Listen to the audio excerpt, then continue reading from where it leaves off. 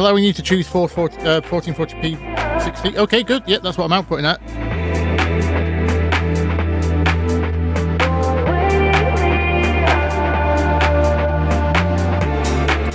So, hello everyone. Sorry for my confusion. Who've we got? Amy Notes, Christopher, Sanzanara, Subspace, Jet Witch, hello, Seebs, Yovle, Varvy, Solo. So many times I've heard. That's a bit loud, isn't it? Promises of romance, For a vocal track.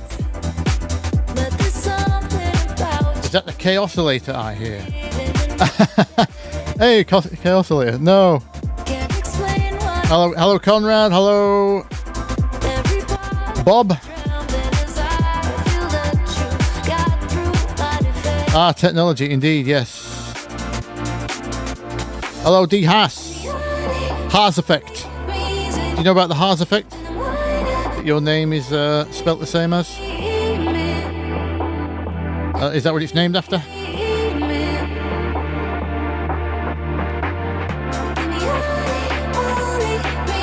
Why am I hearing clipping?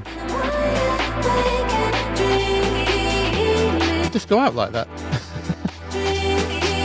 I heard a bit of clipping on the vocal then. Never mind.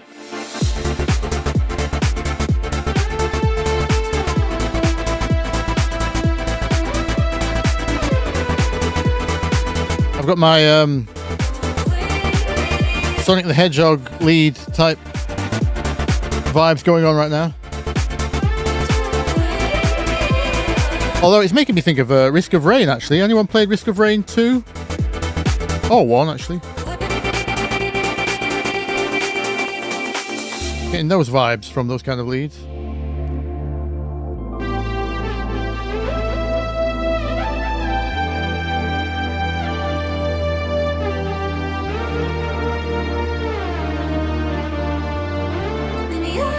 Very Korg, yeah. Yeah.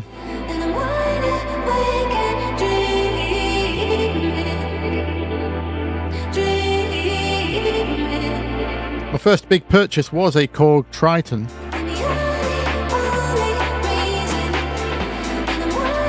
Funny story, actually, because I was a student at the time, and the boss of the shop told me students could get credit. You could get credit back then. So I got $3,500 on 28% finance over 3 years. I got accepted somehow at the age of what, 21? Got a Korg Triton. And they must have thought I was serious, because then they hired me. It was like they called me in for a chat, and I didn't realize it was a job interview, and then next thing I know, I was hired to work at the place I just bought the synthesizer from. So at least I had a way of paying it off.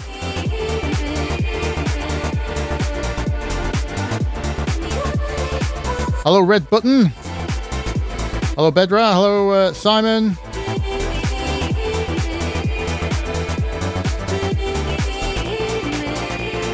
Hello, Boronoro. Tekum, how are you doing? What's the agenda? I think the Neptunes had a Triton, yeah. Or was it Trinity? Probably Triton, knowing their age, yeah. I've not queued up any kind of mix. I don't know any of these.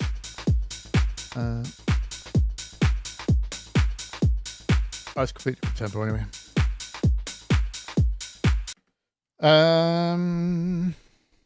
Yeah, that was my first real job as well. Well, technically, I worked in a small music shop in my local town before that, so they technically poached me.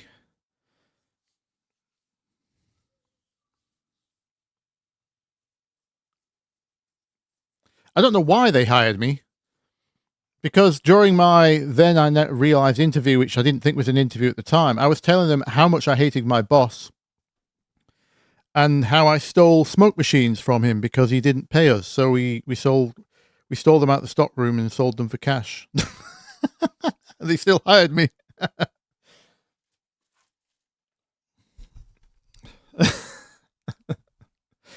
Yeah.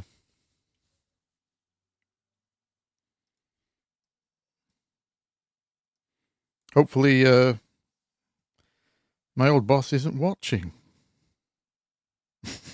I have a question. Have you ever dealt with a period of time where you felt like you can't get into the flow of producing? If so, how do you get back into it?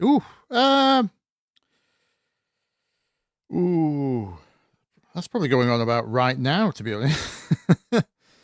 Been dealing with so much YouTube and other stuff. I've not made a lot of my own music for a long time. I'm still working for other people though, so it's the ghostwriting thing is still happening every week. So yeah, I don't know if I can comment on that accurately because I'm lucky enough to have client work for, well, ever since the mid 2000s really. So that keeps me busy. I think screen. Oh, it's back on.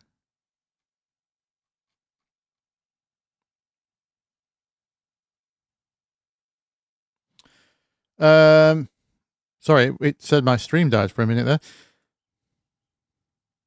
Did your stream go back on? Yeah, okay. Yeah, I'm actually quite. Yeah, I'll probably use the word lazy. I am quite lazy, so I'm certainly very chill. I don't like to stress about things. Part of the, I'm very privileged, very lucky, obviously, so I don't have to stress about much. But yeah, getting back, being in the kind of mode of producing is very different for other people versus yourself. So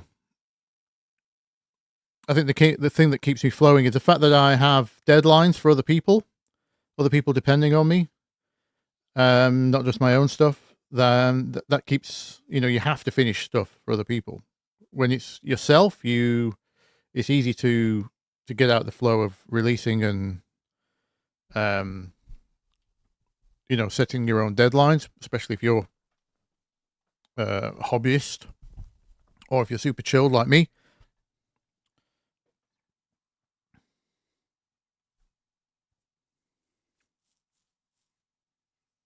But it's one thing I would ask, because there is a thing with people. I do get questions regarding like the whole blank canvas problem, sitting down and what to do, what to start with, how to get ideas. And that's a pretty strange question for me these days, because I think everyone's like if you actually really sit down and think about it, your only purpose, like as a human, is kind of some form of creativity. Work is easy because you can be told what to do. There's a checklist, right? But if you practice being creative, again, it's a practice thing. So it's actually, you find you'd be very naturally creative if you just give yourself some time to think of ideas. Not even just musical ideas, like, I don't know, inventions or poetry. It doesn't matter. Creative thinking in general. It's a practice, and yeah, it's the same as a finishing thing. I always say finishing songs is a practice. Well, starting is as well. So it's one of those things. It's easy when you've done it for a while. So it's hard for me to comment on, depending on where you are in your journey.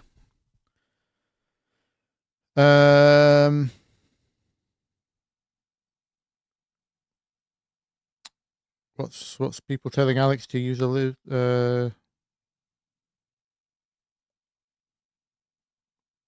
Hello, Alex. What's that question? Oh, let's just put some background music on. I know a lot of people mix into a limiter from the off. No, I don't. I don't like that approach either.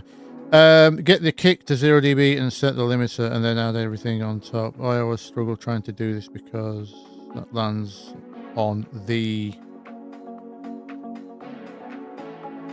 You didn't finish your message. Oh, kick ending up hitting the limiter. Well, the kick can't hit the limiter if it's 0, can it? But Alex, no, I don't work that way at all. I don't use a limiter at all, in fact, in general. So the tracks you're hearing now, for example, weren't limited. Occasionally I use a limiter in breaks and stuff to protect vocal distortion sometimes, if it's a... But watch my... I've got 2 videos called How to Not Master. Watch those and you'll see my approach. You should be able to work without a limiter.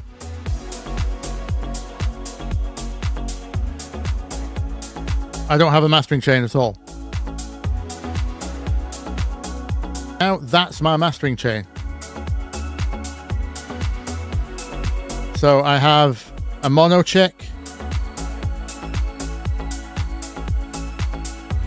I have a low end check when I'm at home on headphones like this now, not at the studio, so I can check subs. It's just a filter at 80. Sometimes I put it at 50 or 60. I have 3 meters. I don't really use the loudness meter, to be honest.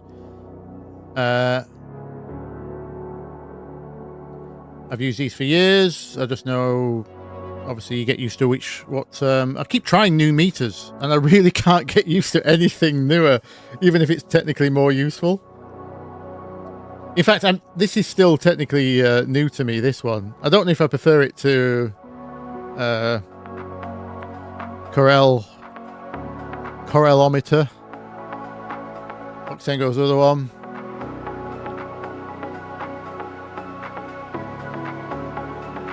I don't know if I prefer that to that, because I only really use it for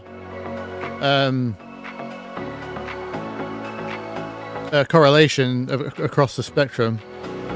Spectral correlation, what do you call that? Yeah. I think this might actually be clearer. As you can see, most of my stuff is basically mono anyway. I don't really know why I need to worry about it. But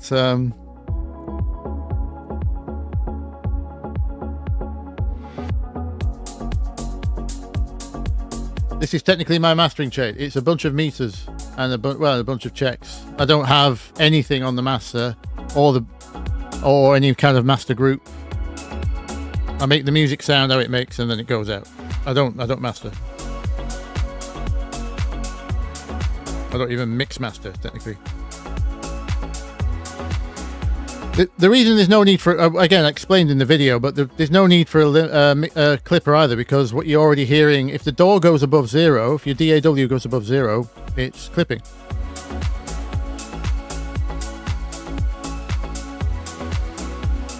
No mastering on the fly. Technically, I'm just mixing on the fly, and then it goes out as the mix. That's it. Like I said, I thought I heard some clipping on the vocal earlier on this track. This went out ages ago though, so... Was it in the break? Oh no, it's vinyl crackle. I think there's vinyl crackle on it. I mistook it for some random clipping noise.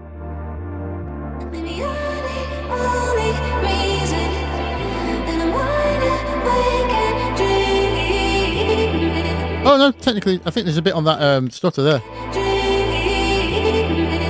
Yeah, unless it's yeah, I think that's clipping. But anyway, when I say clipping, I mean as in it went above 0 on my DAW, and I didn't hear it, or I didn't care enough. Yeah, the whole point is get the get the sounds right. Specifically, in terms of making a modern electronic track at kind of current quote unquote commercial level, you just need to make sure your low end is sidechained well. It's all about the low end management. Your kick will end up near 0, but again, that's only a peak meter, right? You're only measuring peak, not RMS, not LUFS. Remember, there's lots of different types of metering. The numbers don't tell you everything. Doesn't tell you what frequency is peaking. Doesn't tell you for how long. So take all of the numbers with a grain of salt.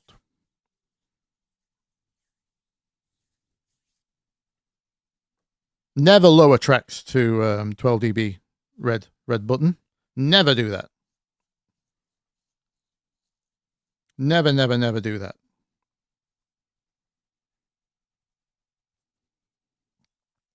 Technically, I'm mastering as I hear the sound, I suppose. Yeah.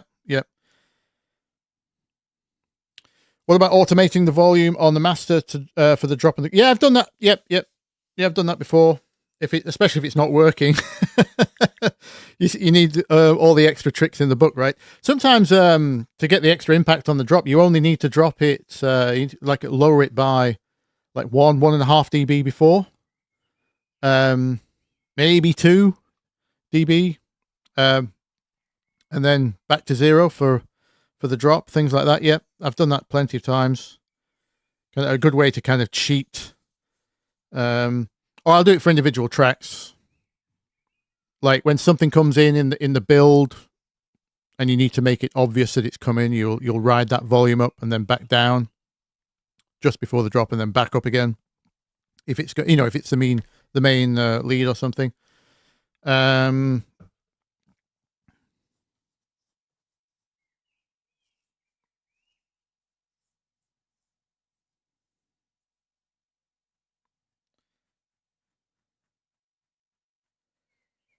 There is no such thing as always or never in music production.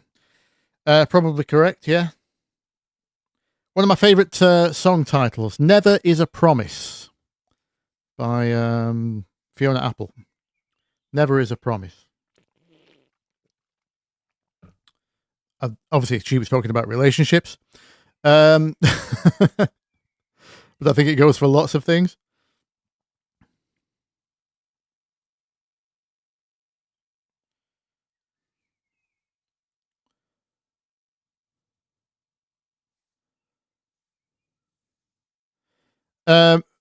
Alex, no, I don't stop individual elements going over 0. No, I don't. I don't stop anything going over 0. I don't use limiters, or I barely use any compressors, never mind limiters. No. I don't. Obviously, I manage the levels, but I don't care if it goes over 0, as long as I can't hear the clipping. The general idea is the only things that will be jumping. Remember, digital audio is faster than you can hear, right? Even at 44,000 samples a second. If you're seeing the meter flicker red, it just means some super fast transients are getting through. Well, if you're seeing it flicker red and you can't hear the distortion and you've got trained ears, I must put those caveats in there. asterisk. It's not as simple as, just let it distort the hell and you'll be fine. But no, I don't manage for 0 at all. Because like you say, summing is always a problem anyway. This is why I don't endorse the method called clip to 0 either, because clipping your individual tracks doesn't stop the sum changing. Obviously, 0 plus 0 still equals plus 6 in the digital audio domain. So 6.02 or whatever it is.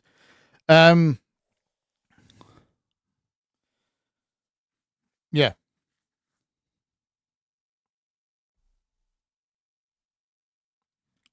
That is, well, again, another asterisk, what Subspace Jet Witch has mentioned there. If you intend on sending it to a mastering engineer, obviously don't send them a 0 maxed clipped version. No, if I'm sending to a mastering engineer, I will just take 10 dB off my I'll take it down 10 dB pre-clipping.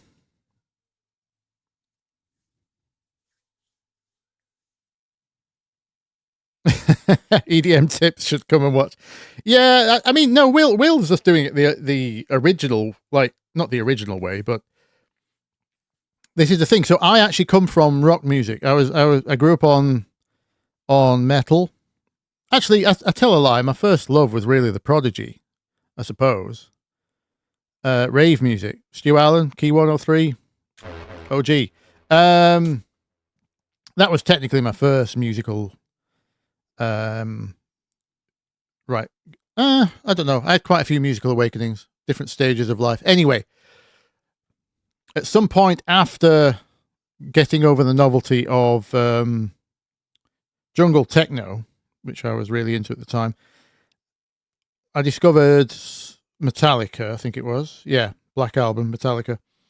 So I spent a long time learning guitar, keys, and I came through kind of mostly as an engineer. I was in a band. I was in 5 bands actually.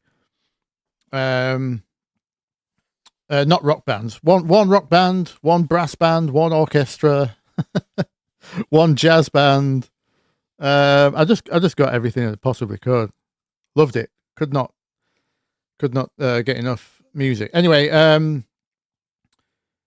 but yeah, I through my 20s, I was mostly doing engineering jobs, and it was all live band rock stuff.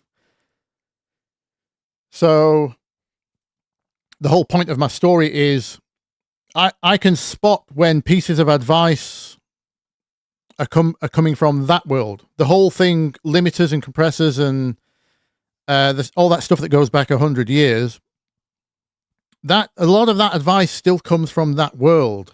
And even then, some of that advice comes from the era of tape and vinyl, right? So there's some of it's still useful, some of it isn't. But the mindsets are very different. When it comes to electronic music, where I found myself professionally in the last 10 years plus, it's not all of that is applicable. If you understand the science of it, anyway, because I'm a super uber geek, I have to know how things work. I can't just use them.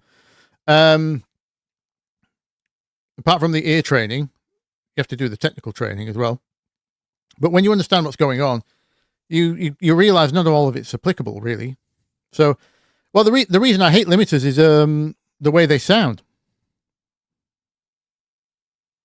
It's not really, obviously, it's not hate for limiters, but in terms of dance music, trying to get people to move, I'm really conscious of dynamics, transients, how drums hit. I mean, I always was in rock, to be honest, anyway. But that's letting drum transients clip very, very, very fast, so you can't actually hear them clip. I'm not talking about Dr. Dre clipping here, like where you can actually hear the drums crunch. I'm not talking about that. I'm talking about letting them through, quote unquote, naturally. I know there's nothing natural about digital clipping, right? But for me, that sounds far, far less messed with than a limiter trying to recover from a big digital transient spike. Back in the tape days, wasn't so much of a problem because you couldn't have these massive 10, 20 dB like micro spikes that digital is capable of creating. You couldn't get voltages that fast. There's always something called a slew rate in analog voltage, right? So whereas in the digital domain and all the instant attack envelopes we've got going on now and all these kind of things, you can create ridiculous transients, and it's better just to let those through extremely fast than have a limiter try and deal with that transient below zero and then somehow recover in a musical, non-pumping, non-destructive way. Limiters recovery stages basically sound a lot more distorted to me than clipping. I mean, obviously it's not always or never. Thank you, Subspace. Um, it's a case by case basis, but I'd say 9 out of 10 times I'll let it clip instead of letting a limiter just like cope with it. Again, though, different stuff. If it's softer material like this, maybe not this. I still really cared about the groove on this one.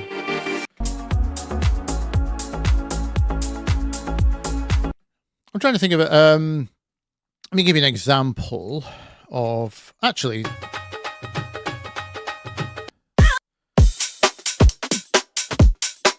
No, that one's clipped on purpose. What's this? Let me just check some stuff. Oh.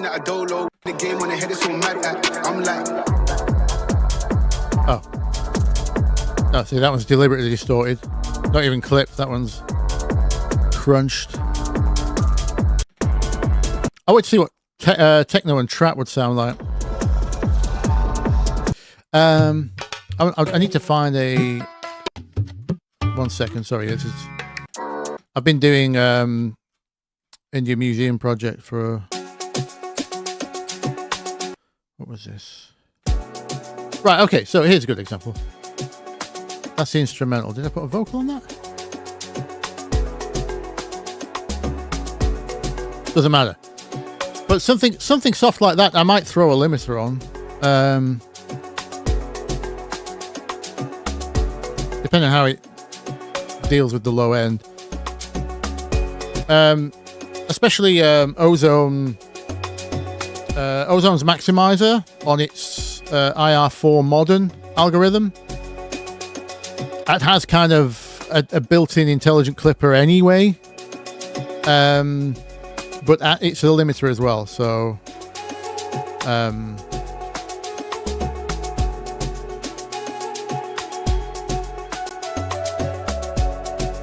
that one, if you put it on 4 modern for electronic music, I think that sounds incredibly transparent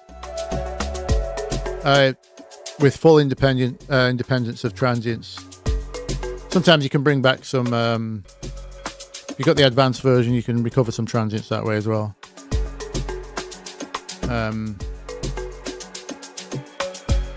Don't bother with the soft clipper, sounds awful. But yeah, I think if I'm going to use one, it'd probably be that one. But yeah, softer stuff, I might leave a limiter on just for if I'm being lazy and fast. Especially if it's got a vocal in it. Vocals and like I'm a piano thing. If it had like a big, more, say like a more prominent 808, those can really mess with vocals at commercial level. So I would, if I was being fast, I'd probably just leave a transparent limiter on like that. But because I'm not bothered about the transients, right? It's a soft track. Anyway, let's get off that topic. Do artists produce you for? It's mostly the artist. I mean, I don't take on. I've kind of filled up the relationships I've had with those guys now. Is almost as long as my career. I've not taken on any new work for a long time. Haven't needed to, and I wouldn't have the time to. So yeah, I get offered.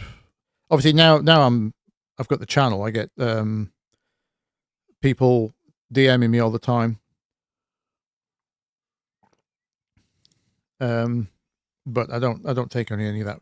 The problem with that work is, well, obviously, the reason I've stopped taking it on, it's obviously it's good. It's short-term income, right? As in, I get to charge a little more per hour for the anonymity. But there's one of the reasons I started the channel is because I had no other avenues of brand building through that work. They deliberately, want you secret, obviously, because they're going to take. It's not that they want to take credit for it. It's just obviously the nature of the industry at the top. People don't have time. People have teams. So yeah, they hire people like me, but there's no avenue really for you to grow your own brand. And in terms of long-term career success, brand is everything, obviously. I mean, I'm sure I'll always be hired for. Well, I don't know actually. AI, I can't really say I'll always be hired for something. I do have some very like specific talents musically. I do cross over well between musical and engineering, which has always been an advantage of mine. But can't always say I'll be hired. So yeah, in terms of long term success, it's you need to tell the story at some point of your own. Instead of just taking a monthly paycheck that doesn't grow and can't. The other thing is, it took me a long time in the.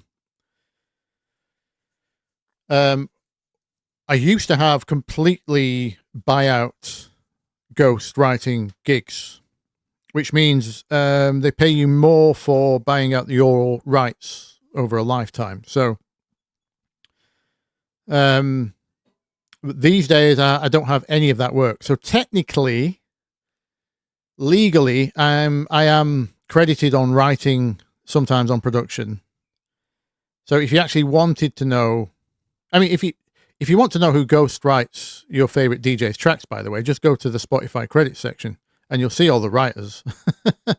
So I do exist on the like my legal name is in the credits down, So for those that know where to look, they'll have spotted me here and there.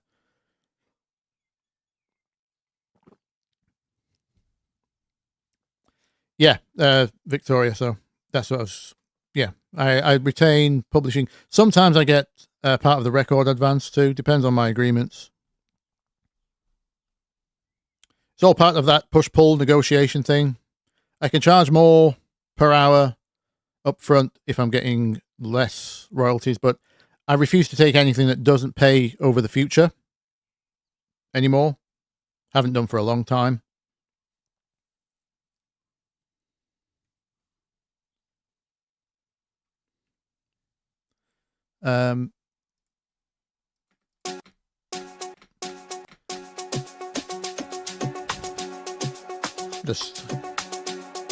Oh, I'm just trying to figure out what the vocal was for that.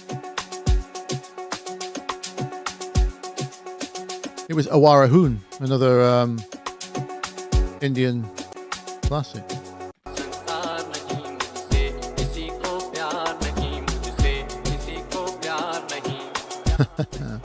We got that done. That okay.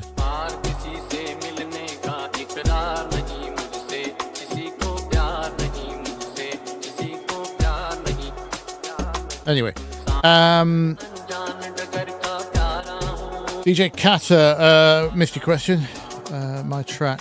Were you talking to me?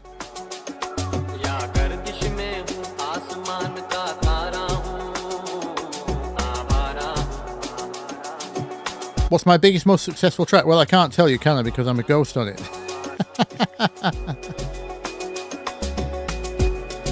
I actually don't know, to be honest. That's a weird thing, really, because like once it goes out, I don't really sift through my statements to find out what's generating that often.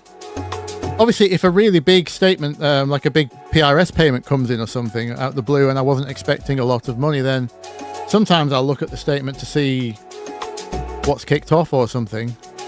But I actually don't know what's doing well out there, really.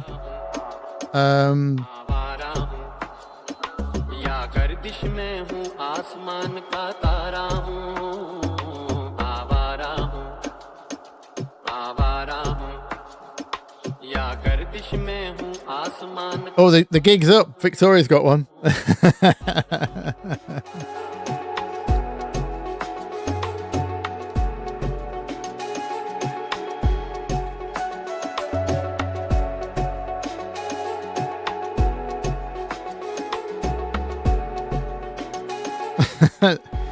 It's not about a producer not being talented. It's about you lot not knowing what a producer does. Also, the industry hasn't done a good job of educating people. But I've made 2 videos on this now about. Oh, why not?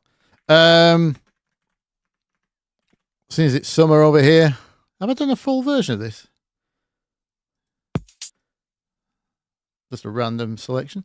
Yeah, a producer doesn't write music. Usually, that's not their job. That's why I work with them. Obviously, if they claim they wrote the track, that's different. Then yes, we can mock them for not being as talented as they make us believe. But no, in general, producer, it's not their job. They're not supposed to mix. They're not supposed to engineer. They're not supposed to write music.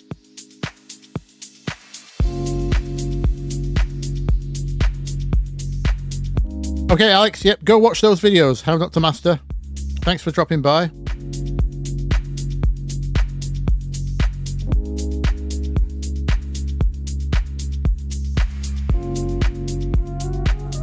Yeah, Boy in a Band. I remember Boy in a Band. Still going? Anyway, yeah. Thank you for dropping by.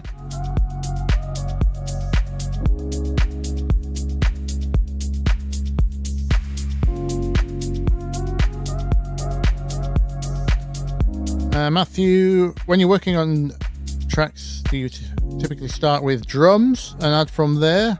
Or do you sometimes start with a lead bass or synth and build from there? Great question. Yeah, it really depends. Really depends what starts the idea, I suppose. Or if I'm working with a producer, what they bring me.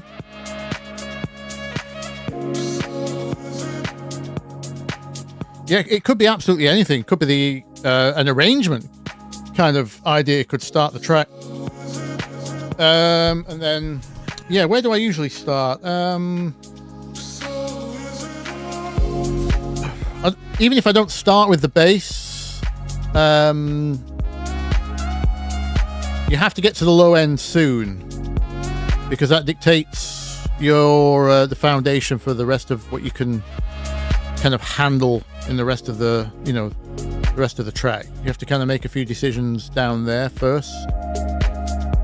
A lot of producers that aren't either musical or engineering type people still ask me questions like, can we have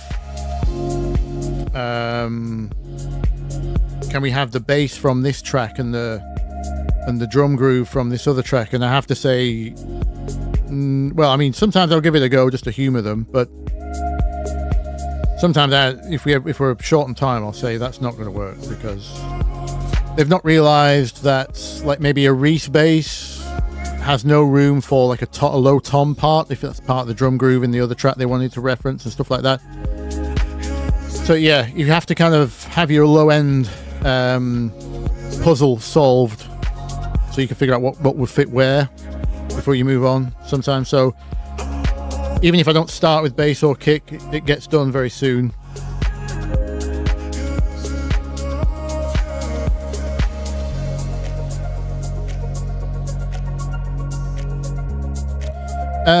Do you have to have YouTube paid to get references at full volume? I just use Clip Grab, a free app. It depends on who did the upload. Usually they come down at full volume. Is that me playing right now?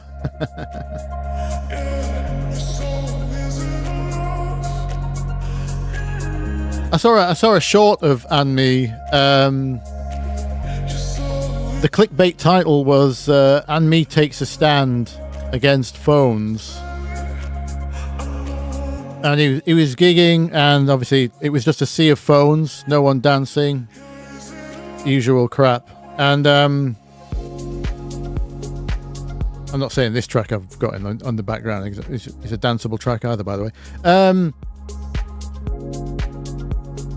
And all he did was, one of his entourage that was filming his decks, he just stole her phone. That's all he did. No one else even noticed.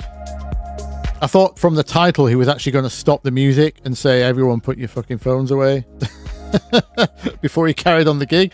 That would be a good stand against phones. But no, I got clickbaited.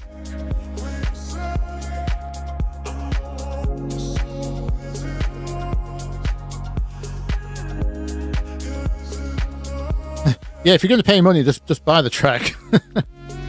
Get the WAV.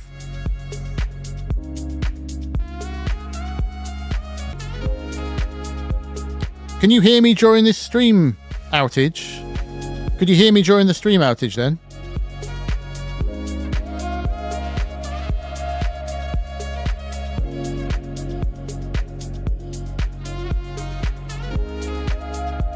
Oh, Shazam's telling you Anne-Me is this. What?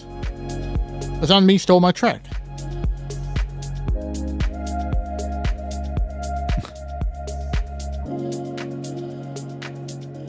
So you couldn't hear me while the stream froze.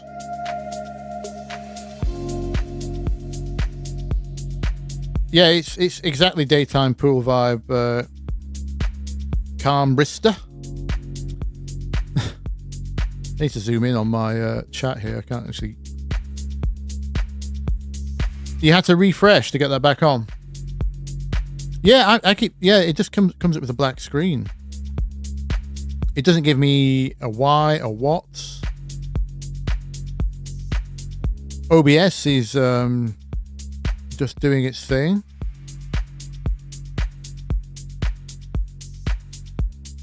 How's my RAM?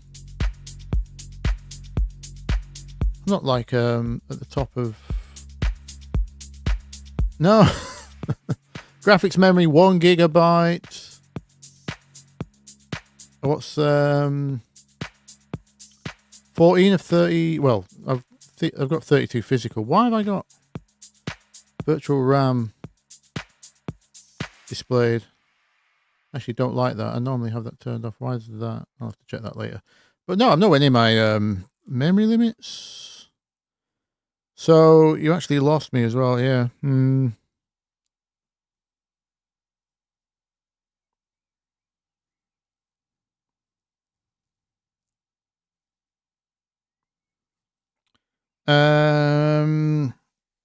Axel, last stream we talked about guitars. Yes, probably. What do you think was used in Noel Nanton Your Love Ian Pooley remix? Let's have a look, shall we? Have a listen. Should I should call it a react, shouldn't I? Shocked face thumbnail. No, sorry. I've lost your chat now. Noel Nanton. I'll just put Pooley. There we go. Your Love.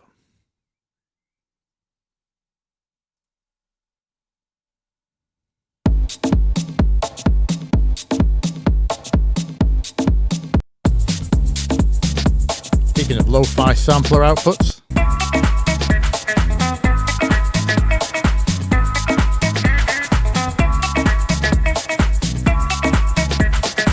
Oh, YouTube crashed globally, did it? Oh, right, maybe YouTube's overloaded. Oh, that one.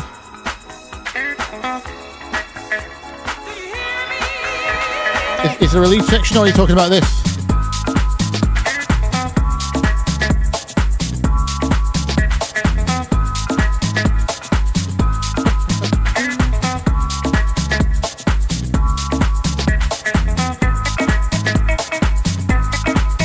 Yeah, this.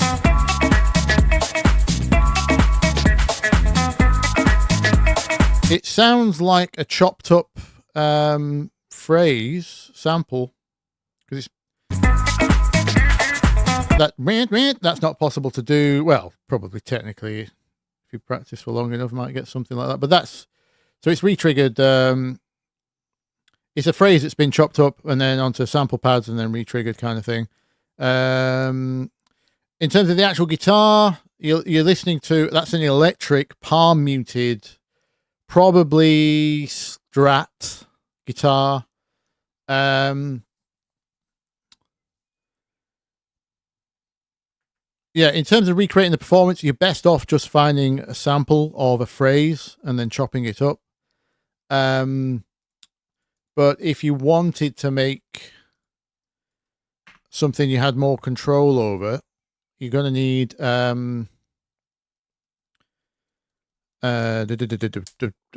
ample, what's it, GF? Yeah, they've done a Fender. I need to get some better virtual guitars.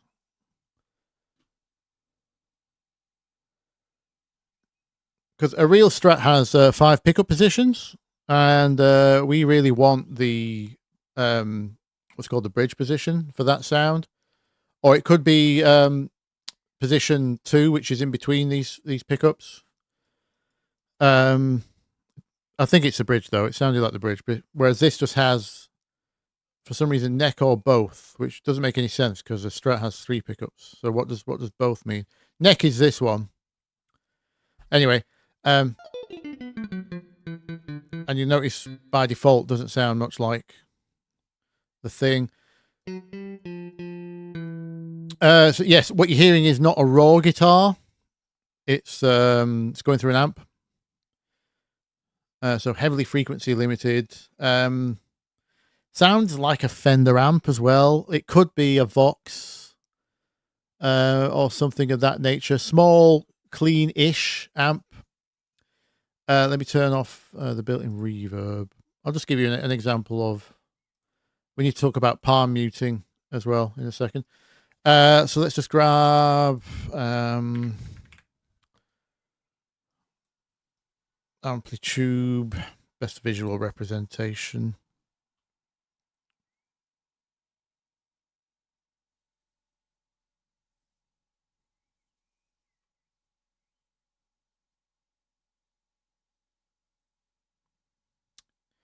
Victoria said it. Yeah, it does sound like he chopped up a riff. Yeah.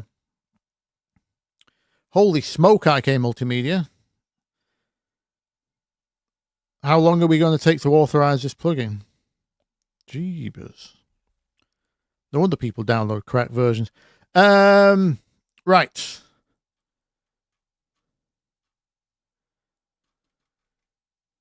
Amp. They're all basses. Where's my... All right, here we go. Let's just go... it doesn't sound like a Fender Twin, I don't think. Let's just go single cab Fender. Let's go to built-in spring reverb. Right, do we have palm muting? I think we do, yeah. There it is. So it basically just means when the player rests their right hand, well, if you're right-handed, they rest the palm on this part of the strings, and it creates this pluck, as opposed to, that's what would happen with if you just let the string ring, and then you get palm muted. See, a lot of funk parts use palm muting, and then the other thing you're hearing is just either string bends or slides. You can set up slides on here as well, I think. Slide in and out. There we go. Oh, you can only do it once. That. When you slide up the neck to the next note. When you re-triggered the slide, that's what made me say that's not played back for real. It was a chop up, because you'd have to have really fast hands to slide up to one note from like that, and then get right back down to slide back up again. Anyway, those are the basics. You need some kind of small amp, 1x12, sounds like 1x12 speaker to get specific on you. Obviously there's hundreds of options, but yeah, get yourself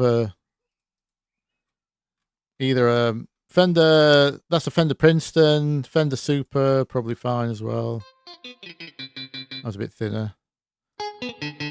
Or a Vox AC30, the amp's called. Where's the Voxes? I don't see them in here.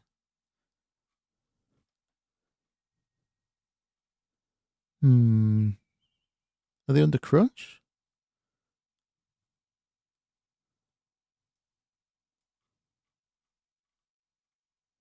That's all basses. AD30, that's an orange. I suppose orange would be okay as well. It was all based off Marshall, which was based off Fender.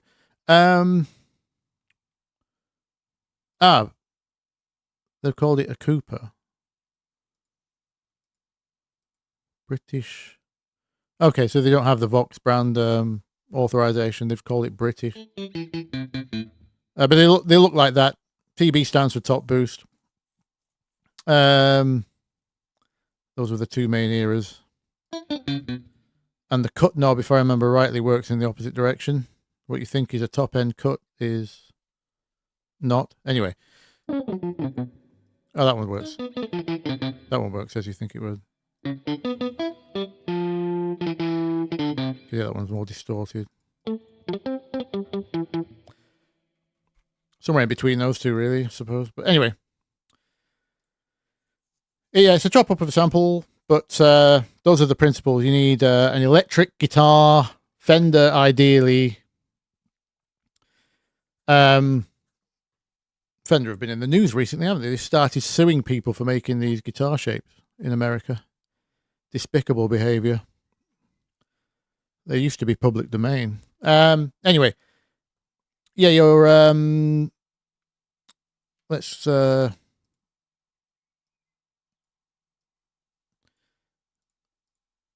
finish the guitar lesson off, you've got,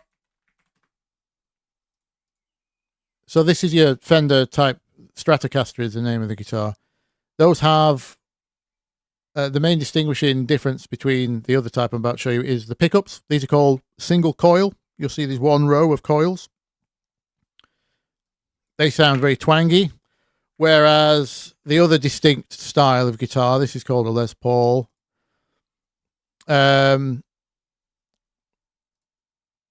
This is called a humbucker. Bigger square. That's technically it's got 2 rows of coils inside. Out of phase. I think if I remember right, it's a way of trying to cancel the hum. Is the original idea. Anyway, they sound a lot thicker, smoother, weightier. Used in a lot more rock, less funk, but obviously no rules. So whenever you hear kind of twangy, funky guitar, it's probably Fender. It's probably palm muted if it sounds plucky. But again, that's a dynamic thing. When a real player plays, they don't just have their palm permanently resting on the strings. It's kind of a sliding scale. Some of it is, some of it isn't. Anyway, hopefully you learned something. Oh, Alex is back. Oh no, you're still here. You never left. Hello.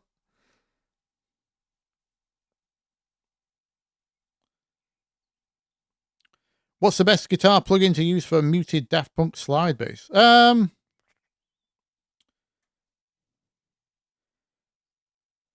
Call Me Baby Moose T remix. Let's have a look.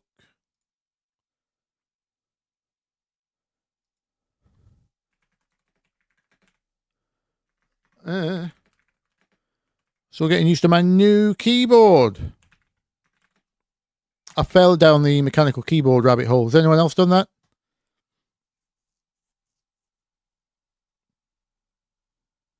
I may have spent a little too much on new switches. Extended, why not?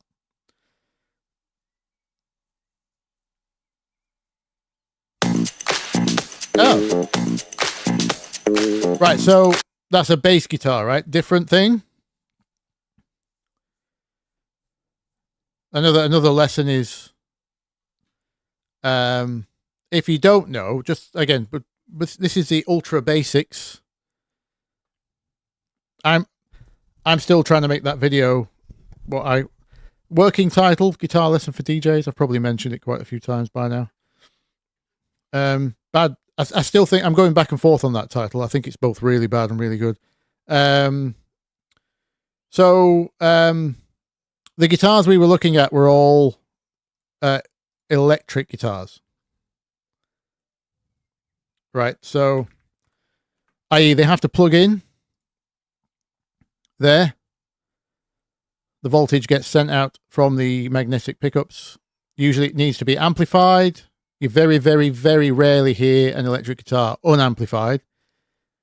If it goes straight in, that's called a DI, direct injection. Direct inject. Oh, sorry, that's a car term, direct injection. DI, though,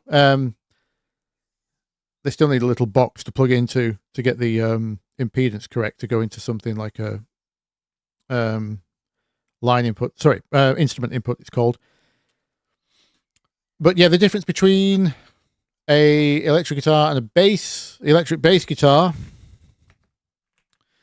is you'll notice there's less, first of all, there's less strings usually.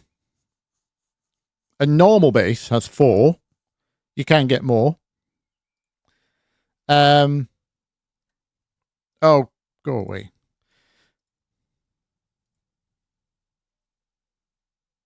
Can I open the image? Ah, anyway, doesn't matter. Same principle though, it still has pickups, blah, blah, blah, has to plug in. But these are an octave lower than an electric guitar. And they're played very differently in terms of technique. Obviously one note at once, you don't usually play chords, although there are fancy bass players that do play chords sometimes. So what you're hearing here is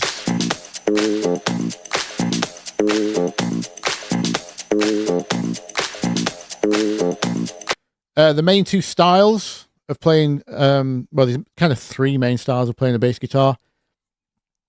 You will either pluck the strings with your fingers, which is what I'm hearing here. And you hear it's very like pokey.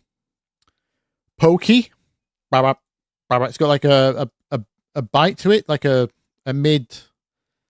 I don't know how else to describe that. Balkiness, that kind of area. That's because he's plucking the strings very close to the bridge here. If it was down here, it'd be a lot smoother, a lot deeper sounding, like whoa, as opposed to bah.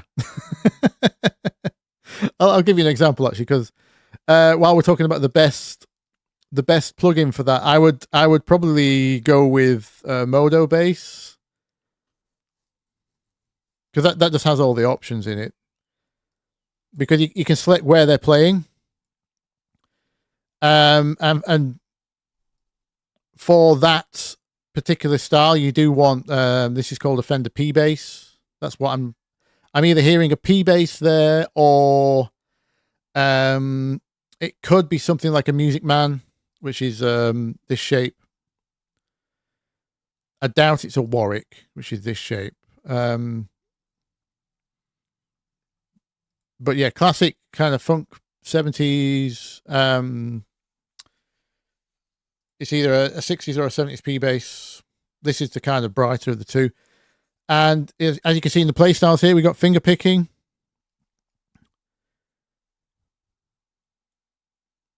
These are your 3 main styles, in fact, but exactly what I was about to explain.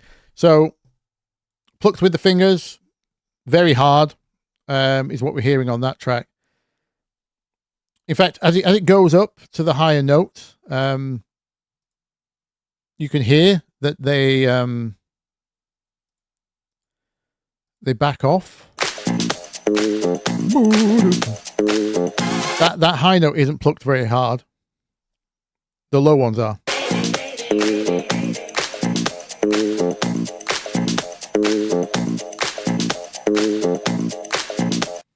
Got some filtered delay in there as well.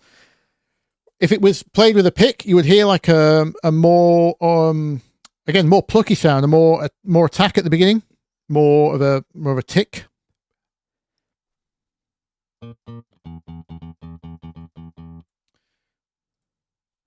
Let's program that line. See if we can get it to do anything similar. Yeah, 120 is probably fine. What note is that? We're on B flat.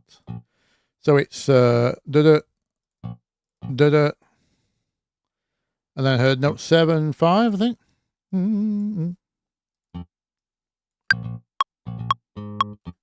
I was early.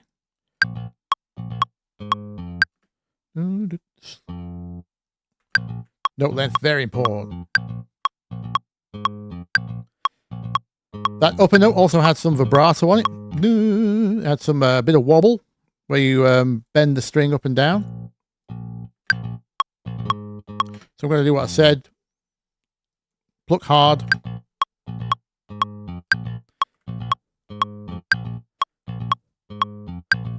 Let me see if the mod wheel turns on a bit of vibrato. That's the usual way instruments work.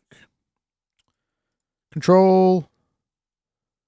Modulation wheel. Does this introduce vibrato? A bit.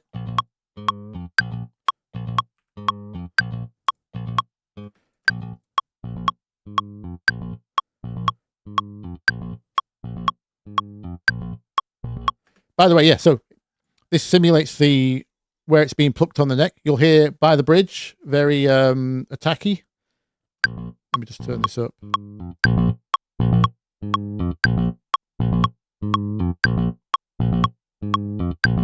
Whereas down here, it's a lot deeper. You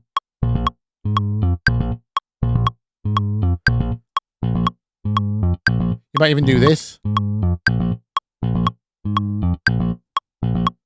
Use a different finger to pluck further up the neck. And of course, you probably heard slap bass. That's where you slap it with your thumb. That's not what's going on. So a lot of funk bass, you can hear slapping. Think Seinfeld, was it the cheesiest example?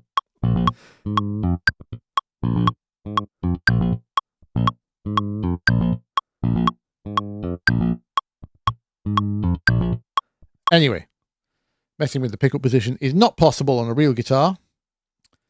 That would actually... where is the default position? Can't remember. But anyway.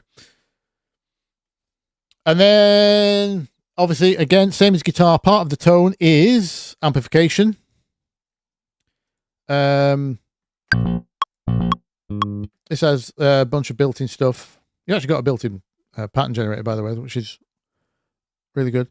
You can choose what pickups in each side, but we're getting, obviously, not beyond the scope of this little thing. You can even choose the string type. Round wounds are a lot brighter than flat wounds.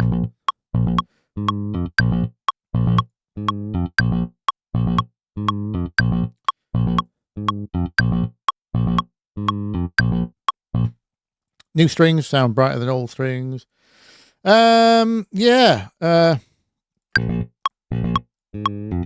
2 amp models, okay. You might bypass that model in here and go through something like amplitude or amp modeler. Try and find. Actually, don't know what type of amp that would be. Obviously, not a lot of actual bass frequencies within it. You need a Corgan one for the Seinfeld, yeah. Filter. Oh, have you noticed the delays are independent of the filter? So the delay send is tapped pre-filter on the bass. Nice touch.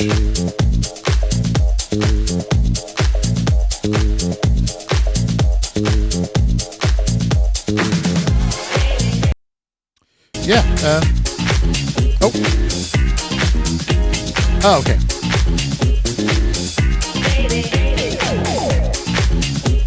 Could have been a session player, could have been sample packs, could have been a sample from a disco record.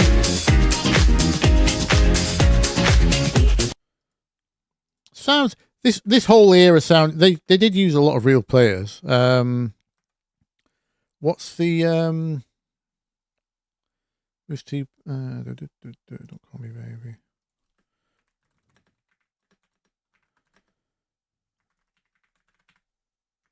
Does it use? No. Doesn't mention any. Anyway.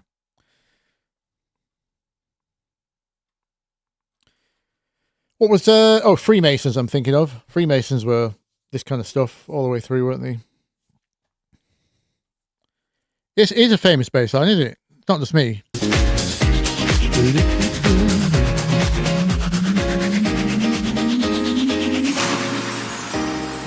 Or it's a rip-off of one.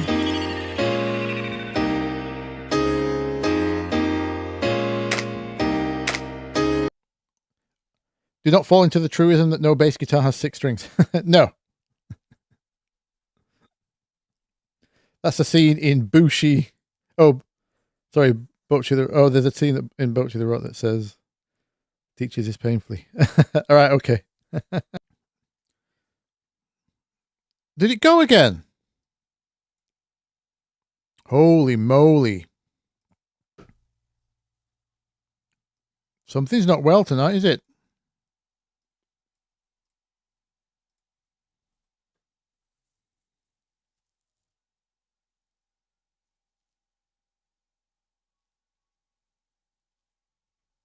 Few seconds. Well, at least it's coming back without me having to reconnect and set up, I suppose. Anyway, that's super basics of bass guitar. Most plugins don't really give you this much control because they're sample based. This is physically modeled, so be aware of that. That's why I recommend Modo Bass. But it's it's a double-edged sword because obviously plugins like this, Ample is the same in some ways. You kind of need to know how to play the instrument a bit in order to program the virtual version of it. So it's not without, it's not a given that it's the best in terms of your results. You might just be better finding a sample. Oh, it samples the song itself. Oh, okay. Thank you.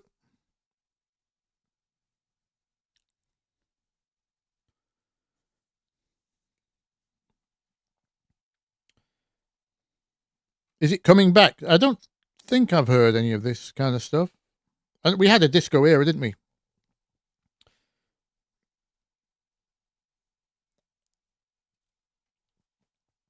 Yeah. Sounds like it's from that track then.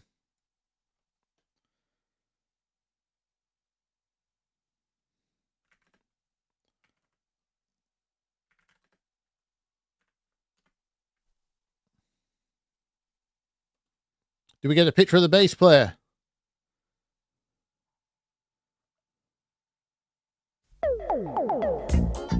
Oh, classic.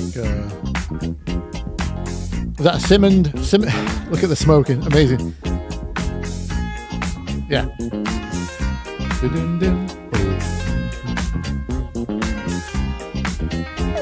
Beccata in discoteca con lo sguardo da serpente, io mi sono avvicinato, lei già non capiva niente. Simmons drum. L'ho guardato, right? Guardato e mi sono scatenato. Fred Astaire al mio confronto era statico e imbranato. Classic. Le ho Wow. sparato. Okay.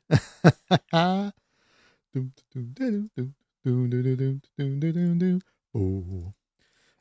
the way, so that's just obviously a loop of one of the sections. Let's do a quick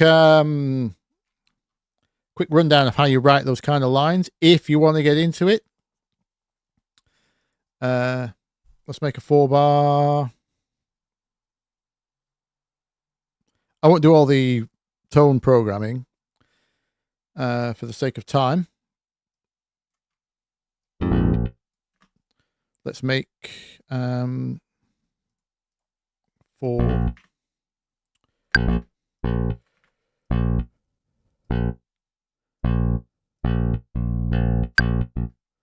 Are we on slap? Did I leave it on slap, or is that no? Okay.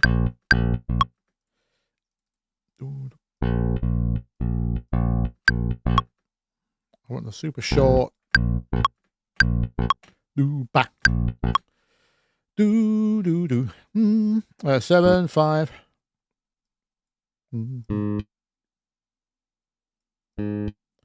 2 5. Oops.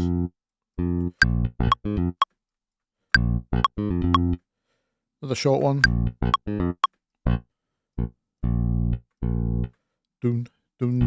Chromatic run up to note 2. This it's a by the way, the chord progression is a 1 2 5. And then we just I'll explain these notes in a second. But this is note 1, this is note 2. We're about to go to note 5 for the second half of this bar, which is that one.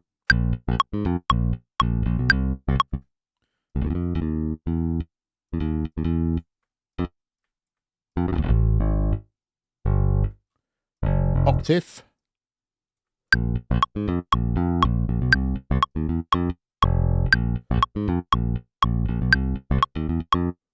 Will it let me overlap those?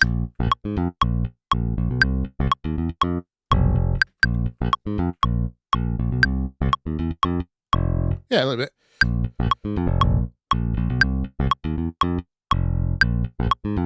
Sounds kind of real. But yeah, the we've got some chromatic passing notes here. So these where you leave the scale. Let me draw the scale so you can see it. It's B minor. Sorry, B flat minor, A sharp minor, same thing. That's your scale notes. Those 7. So these little runs are obviously it's just to get you to the next note. They act like their own kind of mini hooks. It's the same idea between. You're just leaving the scale temporarily. See, it's not in the scale. This one or this one, just to get to that next note of the chord. Root note in this case. Obviously, the bass is playing root notes. This is quite common in all kinds of dance music. Playing around between note 1 and then octave 7, note 7, or you could do the actual octave of note 1.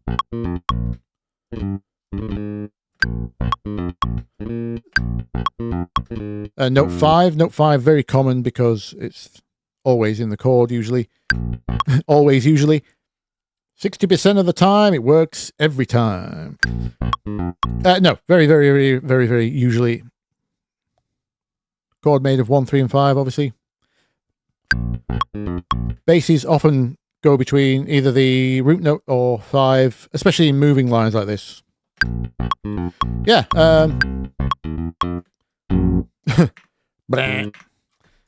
That's just an octave down on note 5.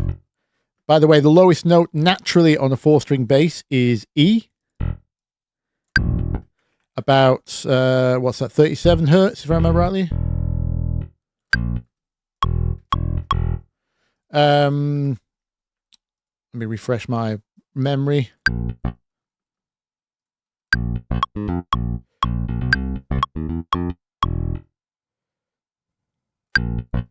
Oh no, 39, isn't it? Yeah.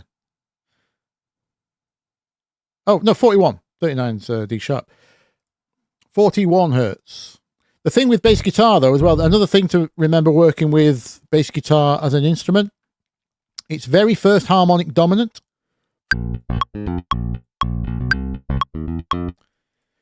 What you're really hearing most of in terms of psychoacoustically, what your brain is picking up, is that one. I know it looks like these two are similar level on the meters, but remember how physics works. It takes a lot more energy for lower frequencies to do the same thing. So we're actually hearing more of this one. If you compare that to just a standard, I almost called it a natural harmonic series, but like a saw wave of a synth, you'll see how much more dominant the fundamental harmonic is.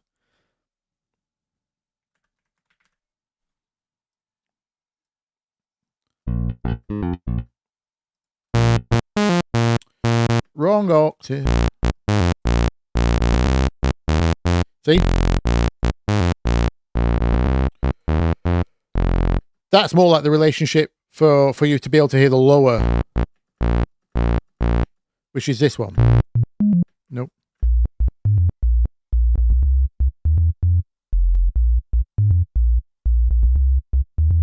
Whereas bass guitars, you really hear that one more.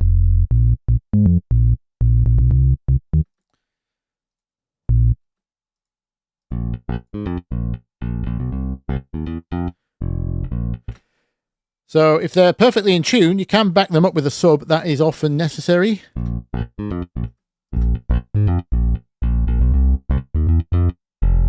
But there's no such thing as a real bass guitar that's actually perfectly in tune. So you may get chorusing, phasing. You have to be very careful. You probably have to try and separate them out, filtering, if you're going to do that. And that is the lecture concluded on bass guitars.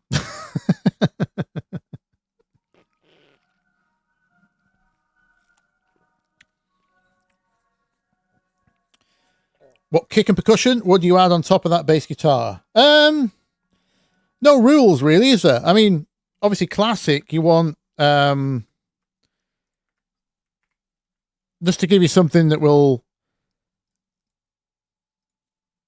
What have I done?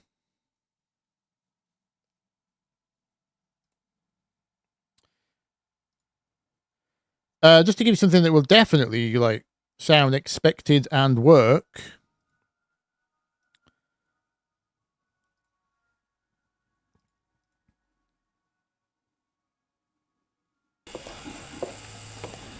What have I pressed?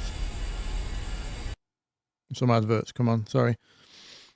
I accidentally clicked another YouTube tab and it started playing back. Right. Let me look at my thingy library. I've probably already got plenty. I mean, they'd be called disco loops, but they're not classic disco loops.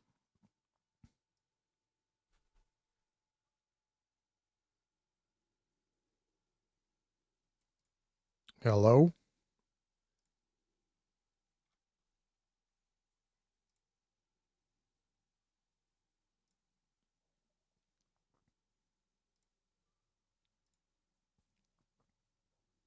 Oh, there's some that I own. Whoops. That kind of thing. That kind of. That and a bongo, and you're done. Or conga. Whoops. And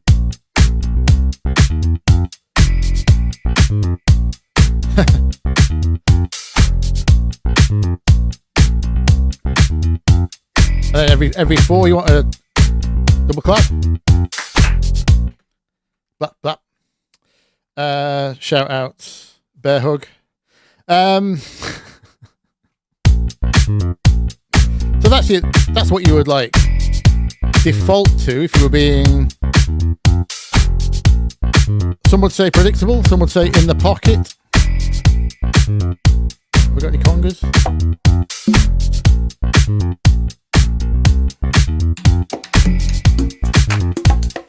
There you go. I already own that one. Oh no, I've already liked it. I don't own it. Let's try that a minute.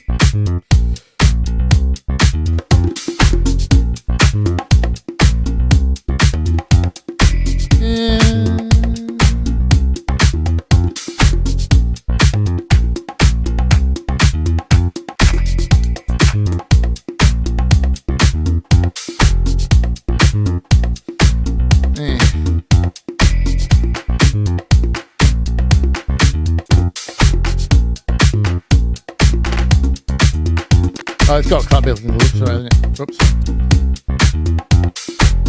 Not the rhythm I would go with. Not the right tone. Well, it's a conga, yeah, so it's gonna work, isn't it? What's that one like?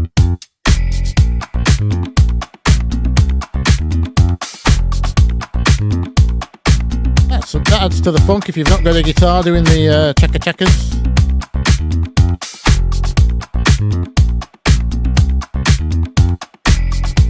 Yeah, the standard 2-beat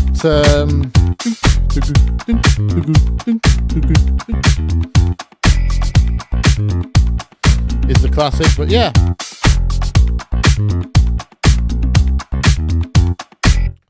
Obviously, you would have to put variations into the bass line. The original doesn't play the same every bar. By the way, I just took the first bar I remembered. It doesn't do this every time. There's extra lines up here.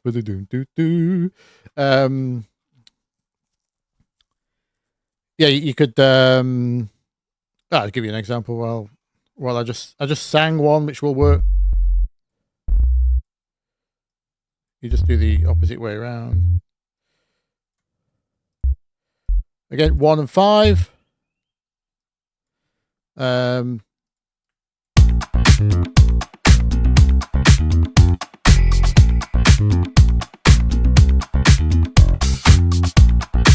Something like that. You need even more variations as well. Probably an 8-bar loop would be ideal. Keep it interesting.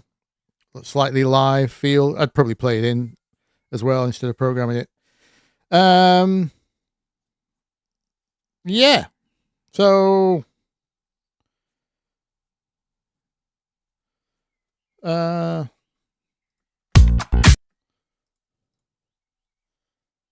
did we keep our guitar? We did.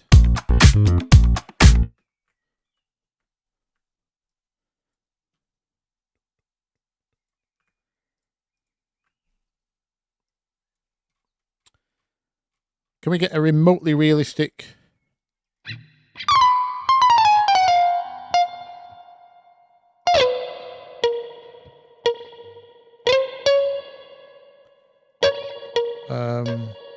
Nile Rodgers-y type thing.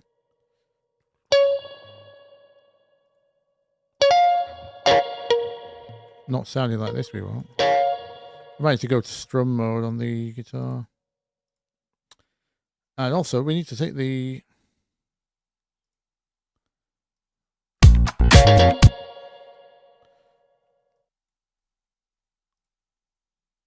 oh yeah, no, not palm mute. That doesn't sound good at all. We'd need we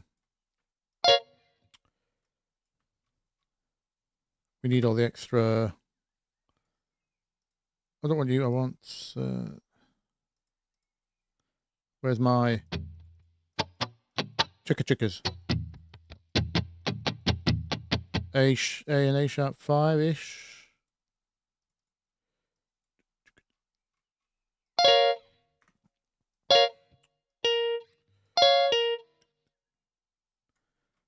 Where are they?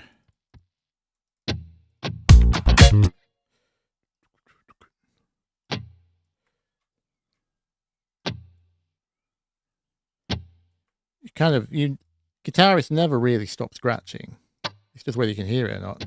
Actually, that one's higher.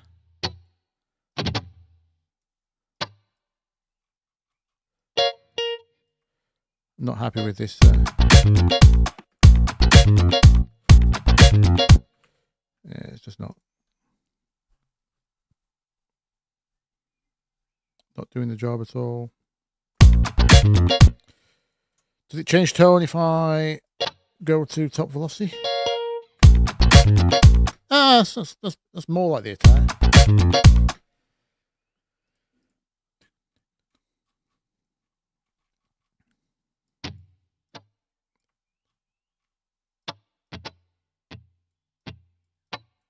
Up and down stroke on the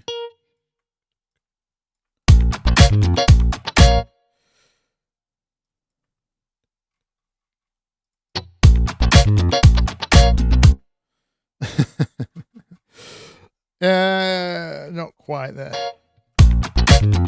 Maybe we need can't do that on a real guitar, can you?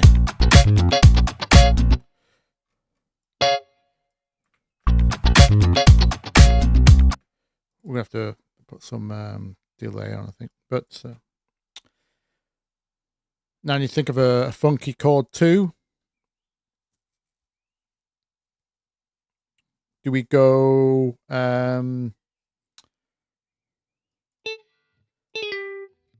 major minor?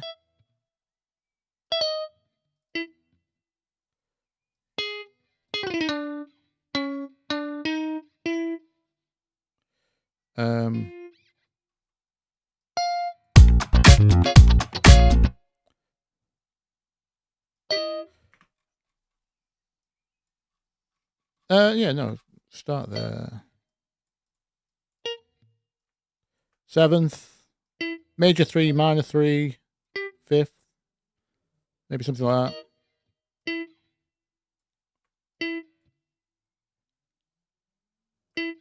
And then something like that.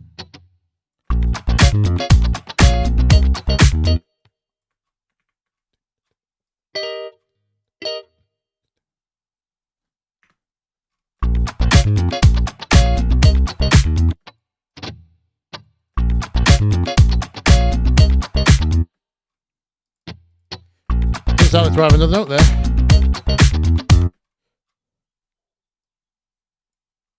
Then what would our chord 5 be? I don't think you play this live on the guitar. Let me think about that. Maybe just start the 5. Yeah.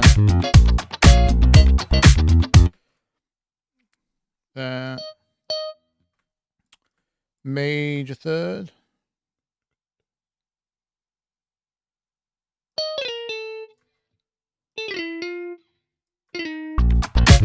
2 7ths for extra funk.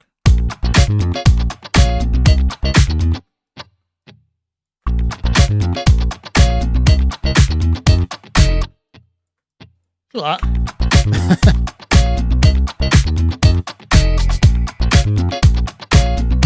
We need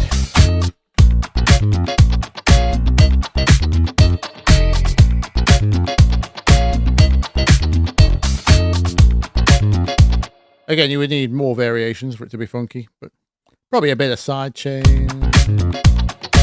But artificial groove, because I can't program it to sound very real right now, but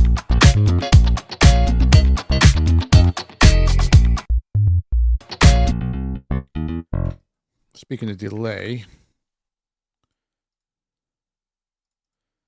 what do I have it in? That one, effects.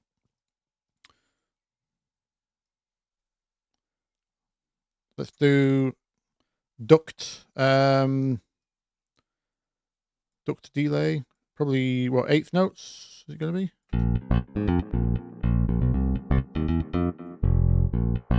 Get out the lows.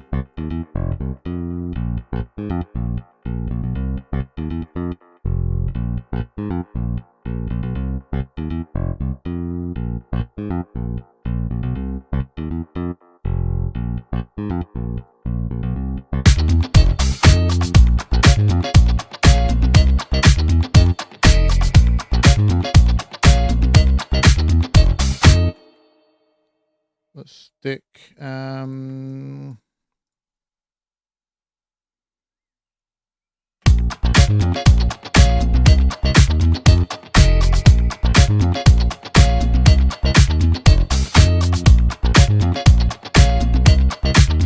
put the delay through the amp as if it was a pedal.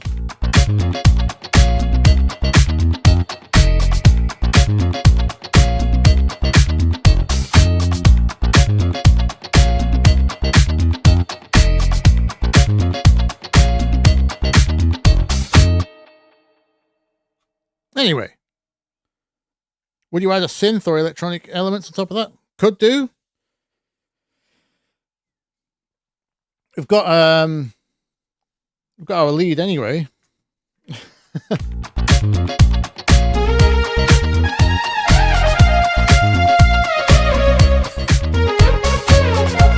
Speaking of 70s, we'll do a noodle sodal over it.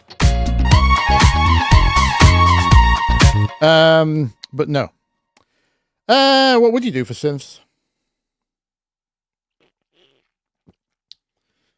Right now, this is kind of like Dua Lipa verse, isn't it? You keep it kind of open, and then what would you do if you're going to go to chorus or some kind of drop? Or is it going to be a house loop?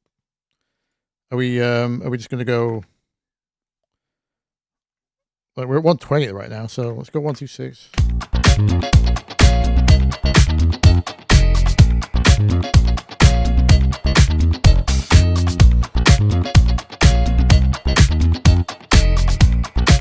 Not even got a proper kick in yet.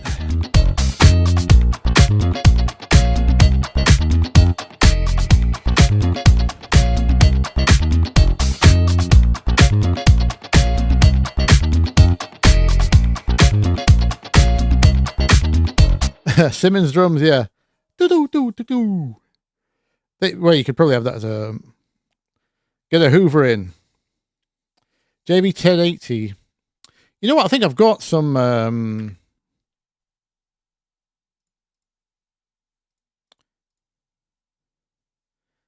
got some SF2s of a 2080. Let's load...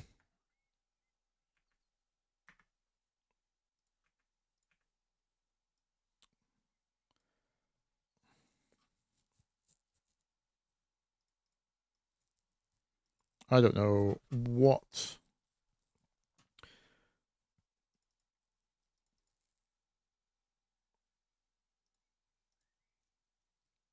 drive was it? Oh, it's here. There it is. I knew I saved it somewhere.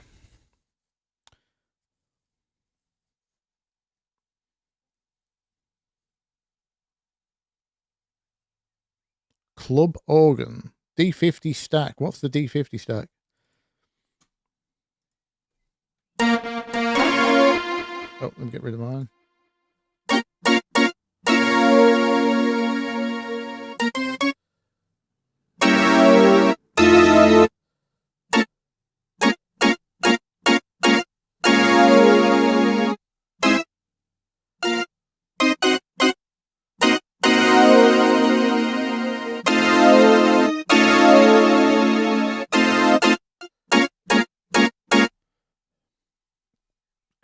I don't know.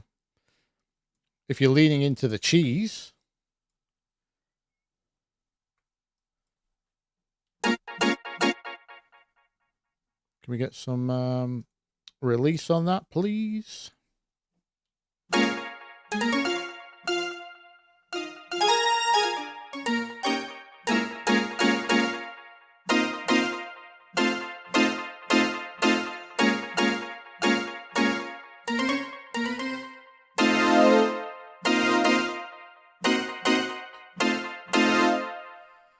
Don't know what the part would be.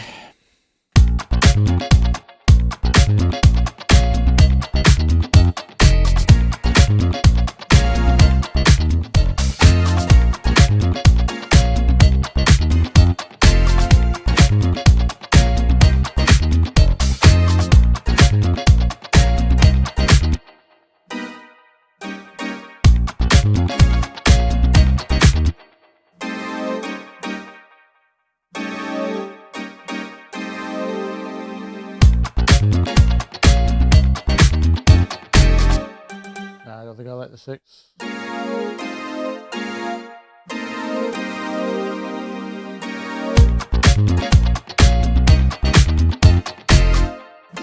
Actually, better resolver. Just a straight 7th chord on the 5.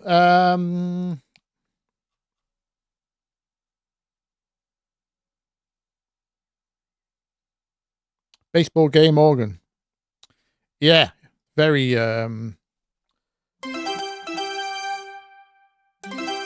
that the phrase? Sorry, I'm not a baseball guy. Dance guitar.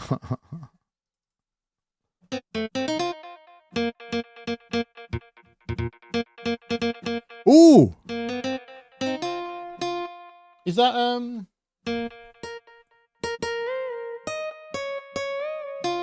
It is, isn't it? Is that?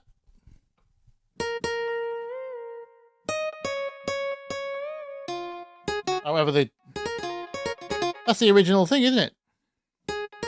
I mean, I knew it would be out of one of those. I just never stumbled across it.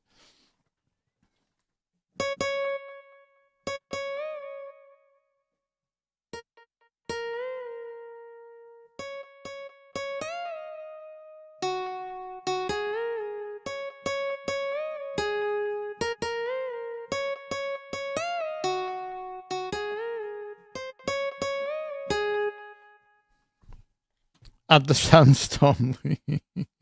ATB, that's it. 9 a.m. till come. Yeah. Yeah,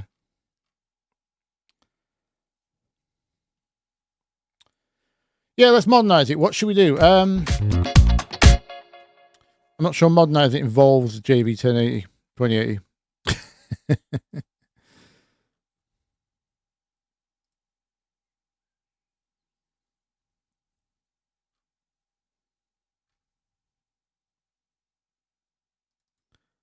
What's a jungle brass?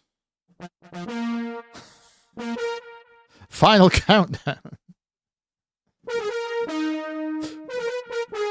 God, it is as well, isn't it? Yeah, I don't think it involves. Ooh. Is that the one? I mean, not for this. I mean, is that part of the layer that Rolo used?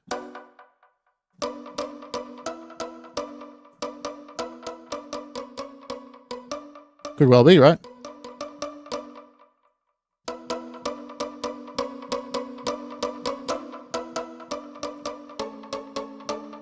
Yeah. Finding all the sounds today.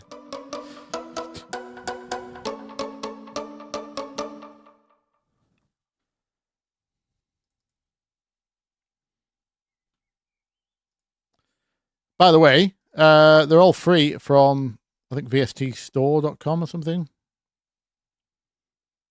Just search sample font romplers. I got a load from there.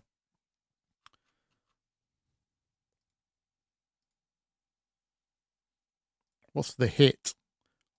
I know this is a. All right, it's just the. Yeah.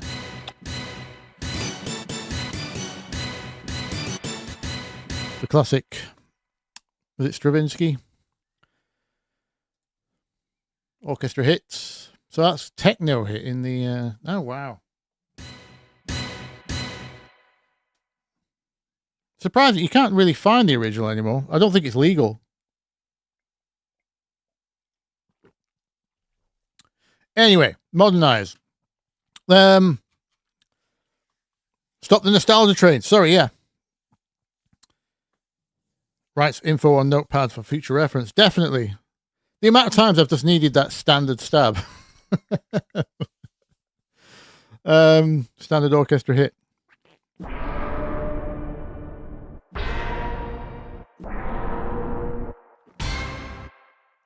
There's a Nine Inch Nails song which uses it really slowed down.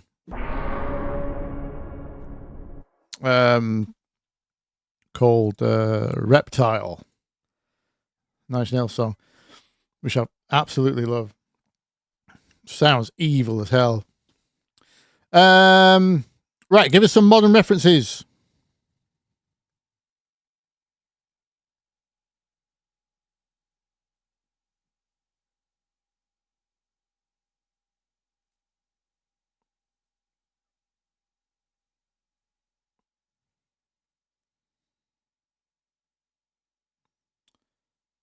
Soldier Boy. I know that wasn't. The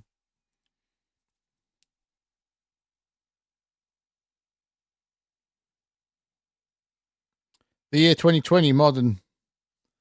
Yeah, that's the thing. Are there any actual modern references? A lot of dance music for the last 20 years is not that modern when you think about it. Considering we used to have a new actual genre every 1 or 2 years through the 90s. Now everyone's just doing those again. If you don't count the dubstep movement from late 2000s.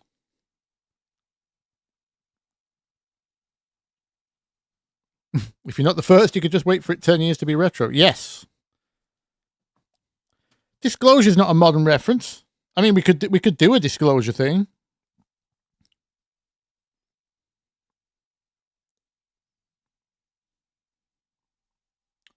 Venetian Rondo. La Serenissima. Is this a reference?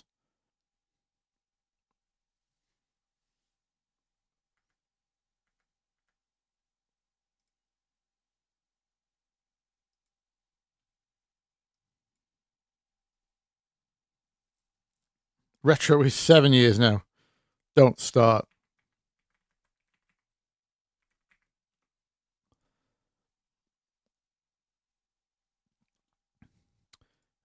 $6 years? I'll give it, 6 years uploaded to YouTube. What is it?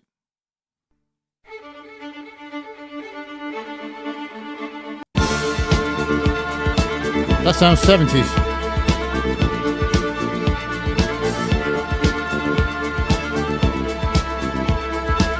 Classical disco. Here's the thing, even if we did want to do that, the chords are actually a big part of that. It wouldn't sound, even if we copied exactly the same kind of viola type ostinato, and even the oboe maybe, it wouldn't actually sound very classical because this chord progression isn't that. The whole bluesy, jazzy, the 1-2-5 thing wouldn't make it sound that classical. You would have to do a classical progression like what we just did. And I know this is their bass line anyway, so maybe we would change it, but maybe we're just saying this is a remix. Nasco phase plant demo. I still haven't dived into my phase plant synth. I bought it years ago.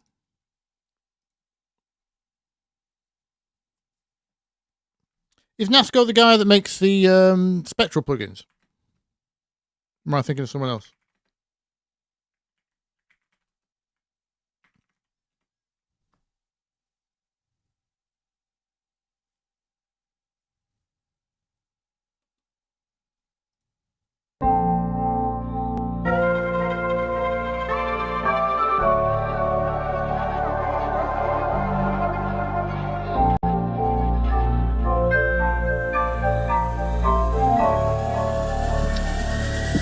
We got the Dead Mouse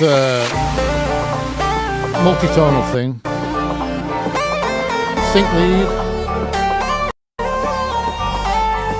Wow. I've got the bitrate warning back as well. Getting a lot of stutters.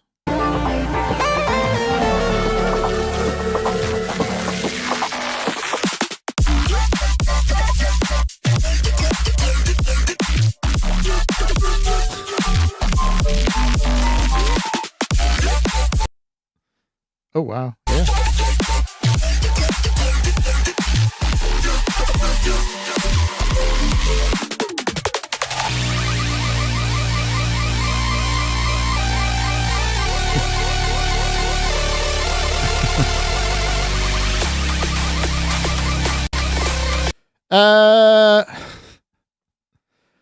Well, yeah, it's a form of modern.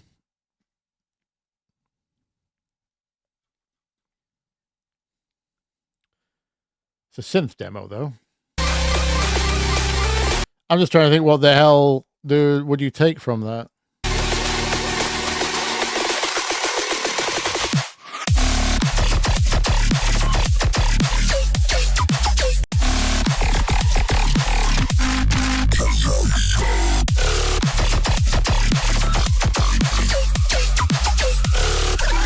I mean, it's new. It's modern as far as 2011 Borgore goes. Maybe the thing that Skrillex like kind of ran with afterwards.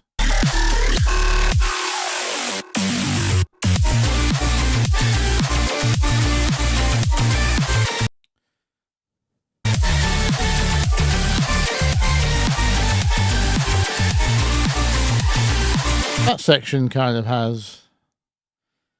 It's just.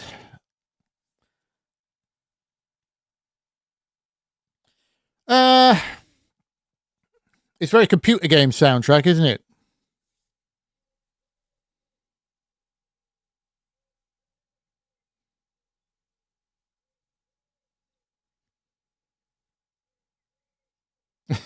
Let's not get the stream hijacked by American shite. It's very American, isn't it? All of the noises, all at once, all at the same time. Obviously, it's a demo. But you're not wrong in terms of more towards what's going on in some modern music, I suppose. I've no idea how we meet in the middle of disco.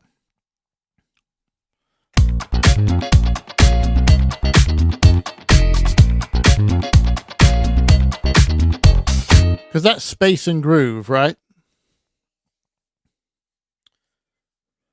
Unless you know, it's a sandwich shock drop thing, which I'm not really particularly interested in. Novelty, you know, this is novelty drop, isn't it? My drop's more ridiculous than your drop. Something to play at the Brony convention for the young'uns. Maybe, I don't know. Yeah. What is?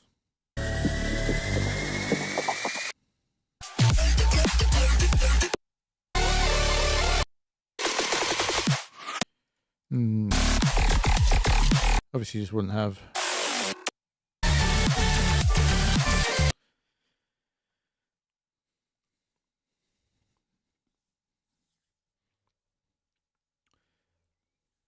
It's not like you can even have a yoy bass section with our bass line. Well, not our bass line, their bass line. Because it doesn't lend itself to the timing at all. It's too slow to do anything funky. Oh yeah, it's all sound design complexity. Yeah, it's not about.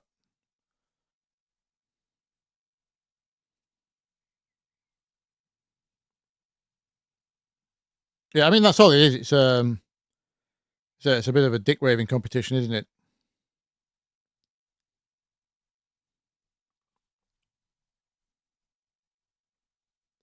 Make an old dude happy. Joss Moog, forever pimping.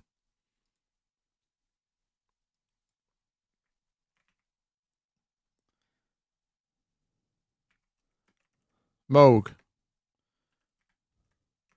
I don't know if he'll ever get out of that phase.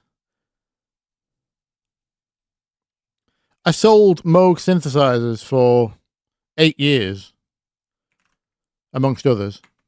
And in the UK, we called them Moog. Even though Bob Moog himself stated that his surname, even though he said there was different ways to pronounce it, but he pronounced it Moog and he gave his justifications for it.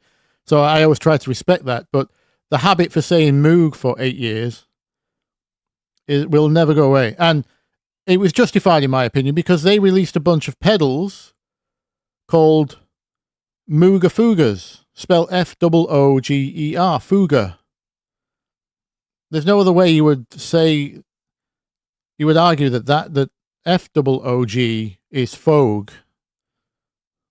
So we sold them as Mooga Fugas. Not Moga Fogas.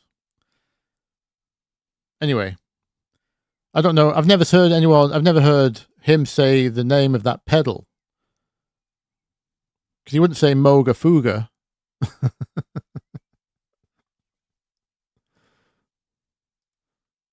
Do they still exist? Quickly. Yeah, those. They were a lot more expensive back in the day. Let's go for... Well, this isn't modern either, is it? Obviously, if it's more modern than 70s.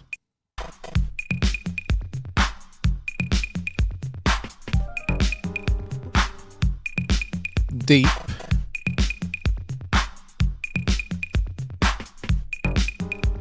Got some loose timings going on here. Hello, Vox.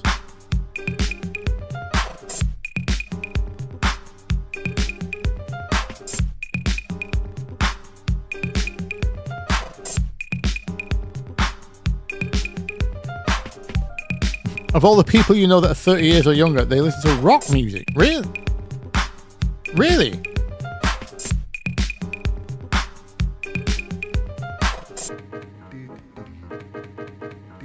We're not technically mooging. I was just on a rant about the pronunciation.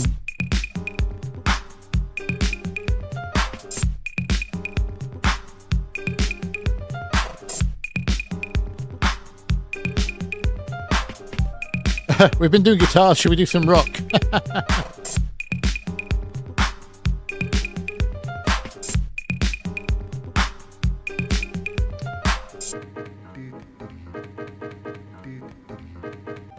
So,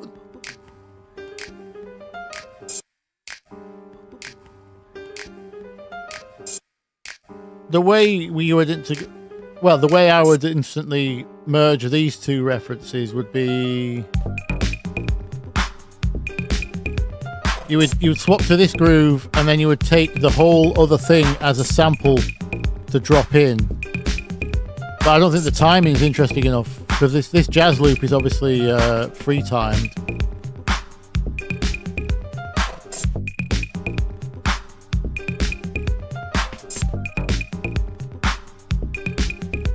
I am 19 years old.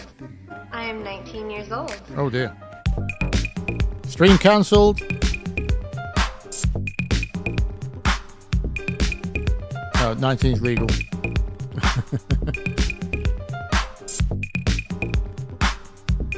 Interesting choice of bass notes based on the chord piano, the piano chord.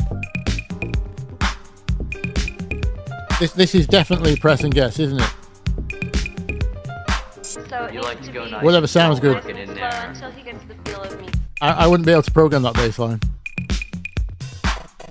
Both his bass here and his tom, whatever that tom tone is, and his piano were in tune, and then the bass line comes in out of tune, which obviously creates a certain vibe, but it's just that. Boom, ba-doom, ba-doom.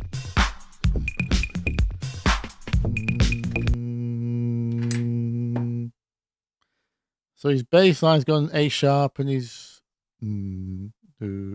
what's his piano chord? F. All right, so he's kind of in. He's not technically that out. It's only a fourth. So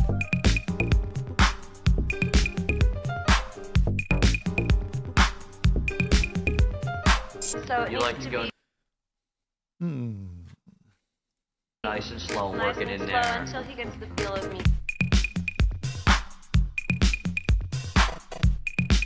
What's the wood block sample? I'm trying to think of the drum machine it's from.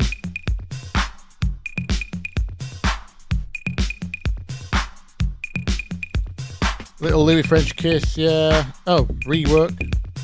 Well, is that new?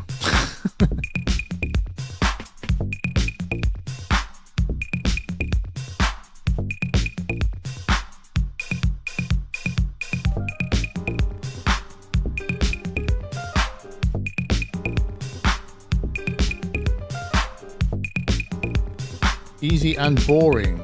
Well, depends on in the ear of the behearer, isn't it? Is it 808? Yeah, it is 808.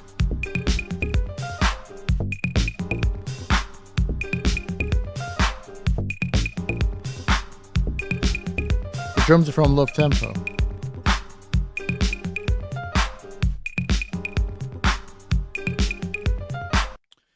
Yeah, I'm not sure if you take that.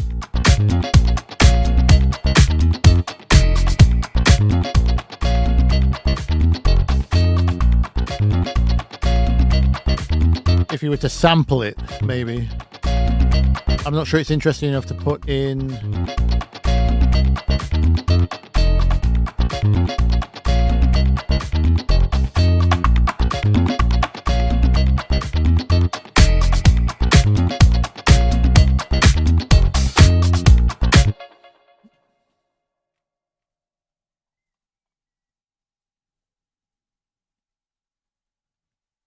Needs some advanced shit. Sounds like the chat's quite divided on this one.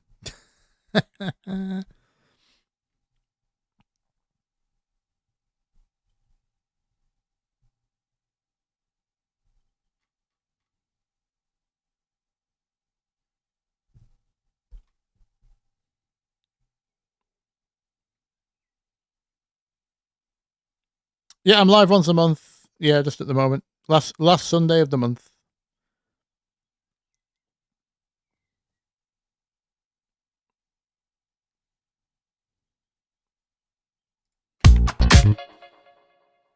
Could you go Daft Punk with it? You probably could. Not too far out of the realm, is it? Well, this is the problem, isn't it? How do you go?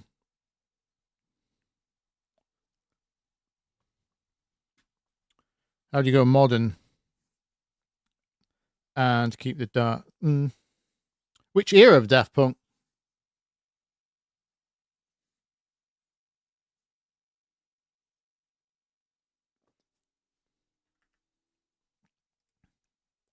What's Wazzo up to?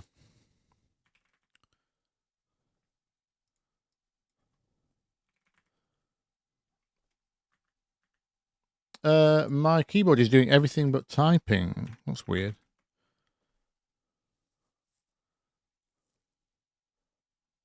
Well, I need to type in Mr. Wazzo because otherwise it'll just bring up French birds, won't it?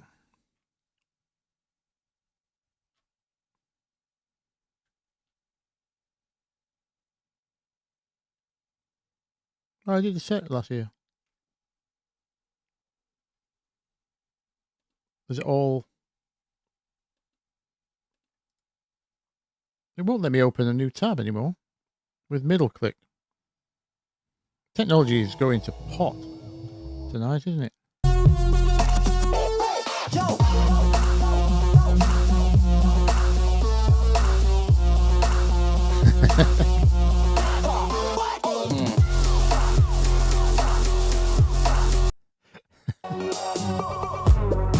Oh, let's play this.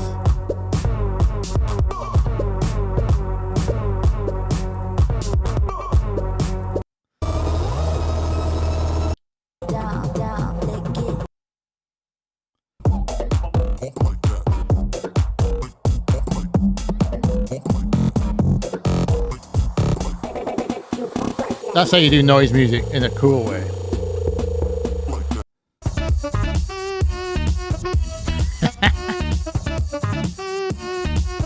Does he always gig with Eric on the decks?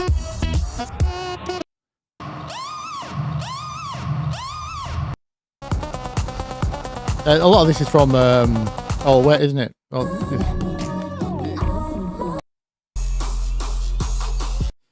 Yeah. The sax tune's great, yeah.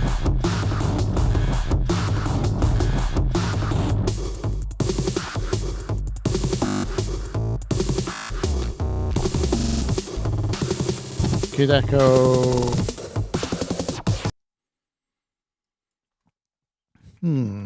I do like Wazzo. It is fresh. To my ears, it's all still pretty fresh, a lot of his stuff.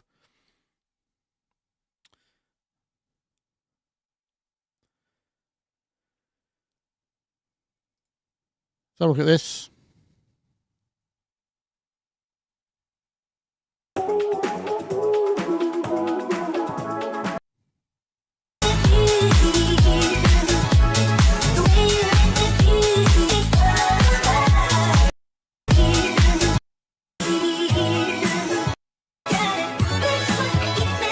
Todd Terge, yeah. Oh.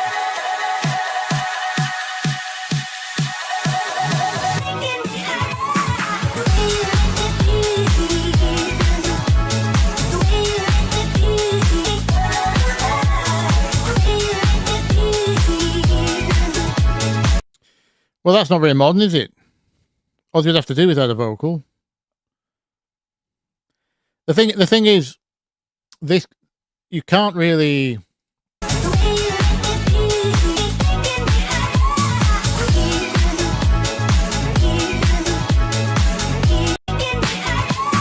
We'd have to add keys, classic like Rhodes piano-y, Rhodes or DX keys to get the brightness. If you wanted that smashy kind of drums. Otherwise, there's nothing to copy from that. There's nothing else you could bring from it that would make it sound any different. Because basically that means we'd have to change keys and drums. You'd just probably keep the bass.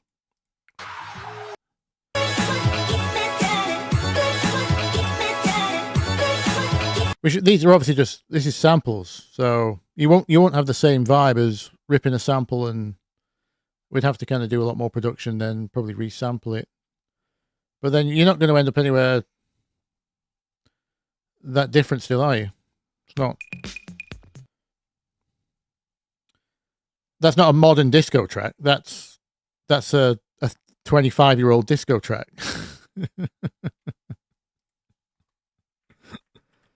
Isn't it?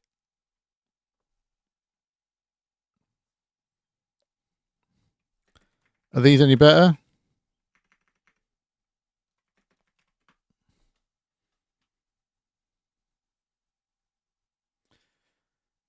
Chris Lake might be a slightly better shout, but again, it's not. All right, yeah. He's just taken the old. Oh, what's it called?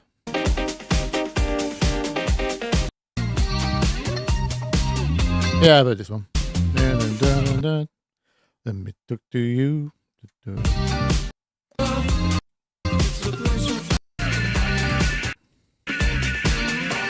That just sounds like an 80s band. With what's that riff? Is Chicane gonna sue these guys? A very similar riff.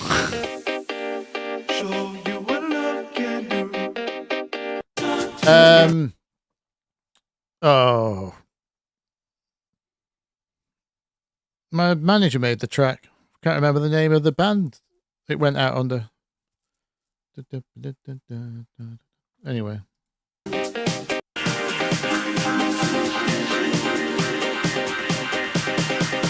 Yeah, in terms of modern references, that's, again, what's modern about that?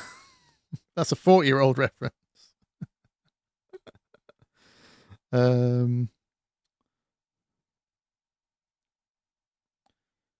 Games Ghetto Birds. Let's have a look at that. Tame Impala Dracula.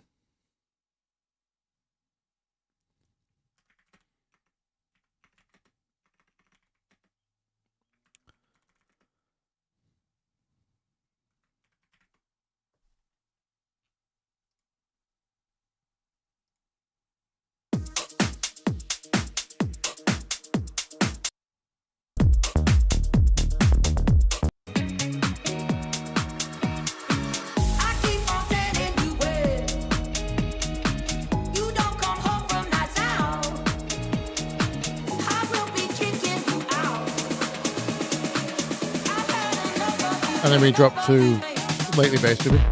Oh. All right. Yeah.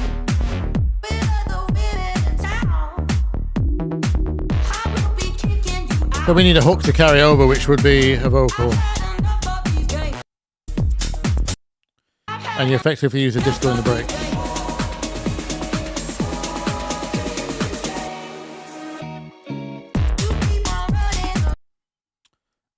Yeah. I mean, it's not like...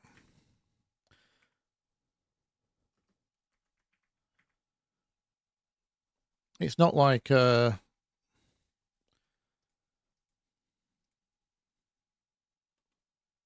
Tech House is very fresh, is it? But that does work, you're right.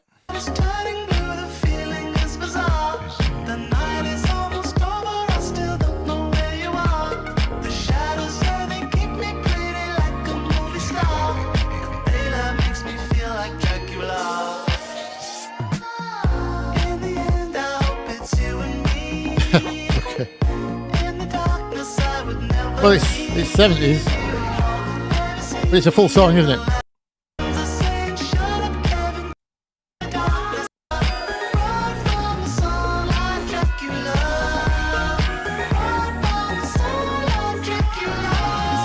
Someone's trying to bring back a Jacko production vibe.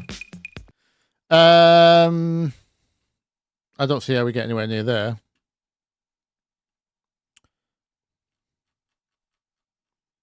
Everyone seems to be bringing 80s references. What mechanical keyboard did I get? Evo 75 by EvoWorks.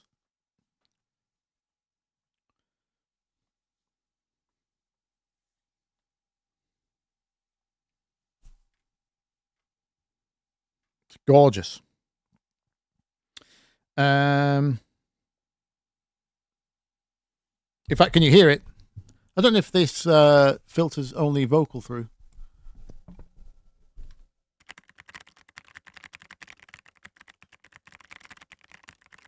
Can you hear that? Doesn't that sound lovely?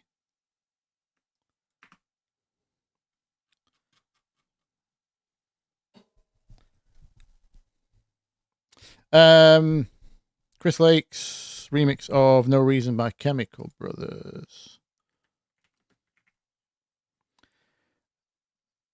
Yeah, I found a switch which has a very, very slight click and a really tactile top bump to it. I love really tactile feeling keyboards, as in musical keyboards. So I was really after something very tactile on the QWERTY keyboard.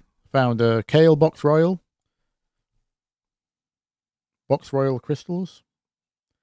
Ever so slight click. Bit clacky. Yeah, good. No Reason.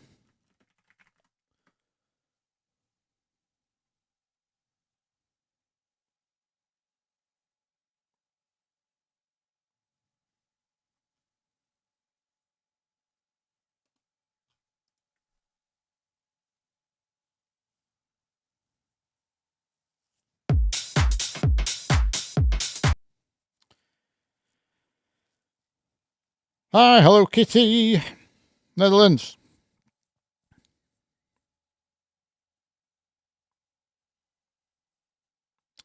How could so many artists these days remix quote unquote songs and get away with it, changing the vocal with AI and releasing it? So AI is doing something, I know you said interesting then. I suppose it's interesting technologically. So I had this. A long time ago, I was helping. I say a long time ago, but probably 2 years. Is it 2 years? Anyway, I was helping a producer remix something, and they tried to get a vocal to redo an AI to redo the vocal. I think it was Audemy they used. And they couldn't decide on the virtual singer they wanted. So they sent me 4 or 5 different virtual vocalists re-singing this track. So we picked one, and then I thought for the chorus, might as well use some of the other quote unquote takes. So I could double it up in the chorus, triple it up in the chorus. But what I realized is they all started to kind of phase cancel each other. So there was no re-singing going on at all. It was just a refiltering of the vocal sound. Basically putting it through a different kind of vocal tract model. There was no variation at all in the performance, which got me thinking about copyright, because there is no copyright precedent for that. Because you in your copyrights, you've only got your composition and your recording.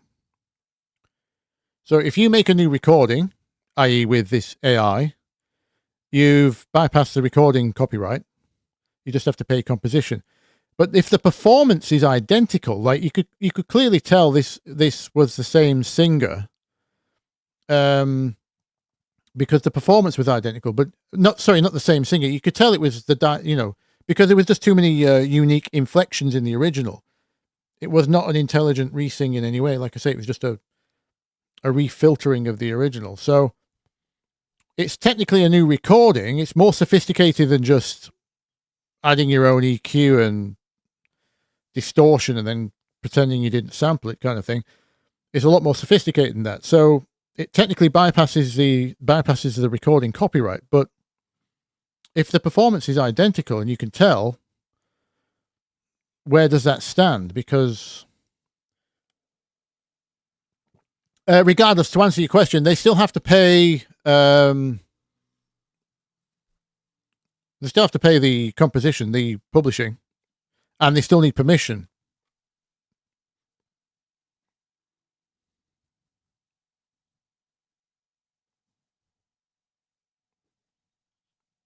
But the AI for the time being, until the law changes, the AI for the time being is helping them bypass paying recording copyrights.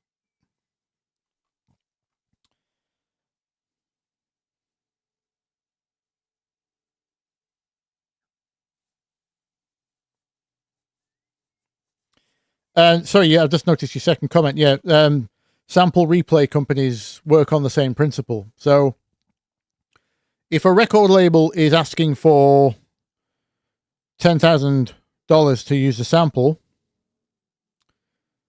obviously it's the producer's call, but sometimes it's cheaper just to pay a sample replay company $2,000, so you can own the recording fully, and then you only have to pay publishing. That's how it works. So you can basically not pay one of the publishing. Not pay one of the copyrights, which is publishing. Hopefully that makes sense.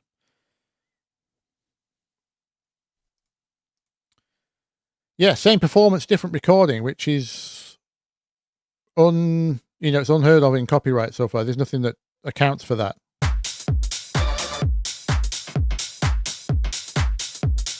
How did I implement AI in my workflow? I haven't yet. That was just a vocal that got sent to me from, like I say, I think he used Order Me.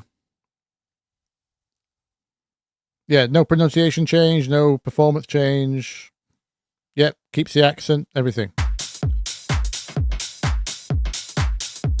Who do you ask for? Who do you ask for permission in the case of the copyright? You're going to need anyone who's on the songwriting side. So not necessarily the artist if they didn't write it. You need to find who wrote the track and who owns the rights. So if it was released, there's a likelihood it was released through a publisher. So it's probably the publishing label which owns the composition. That's the people you would need to license it from or get you'd need to pay a license and get permission. And obviously minimum permission. Depends on when you seek permission, what the terms are. What happens these days is, obviously it's really hard to police, because by changing the recording, you also prevent the auto content ID that YouTube or other platforms will implement.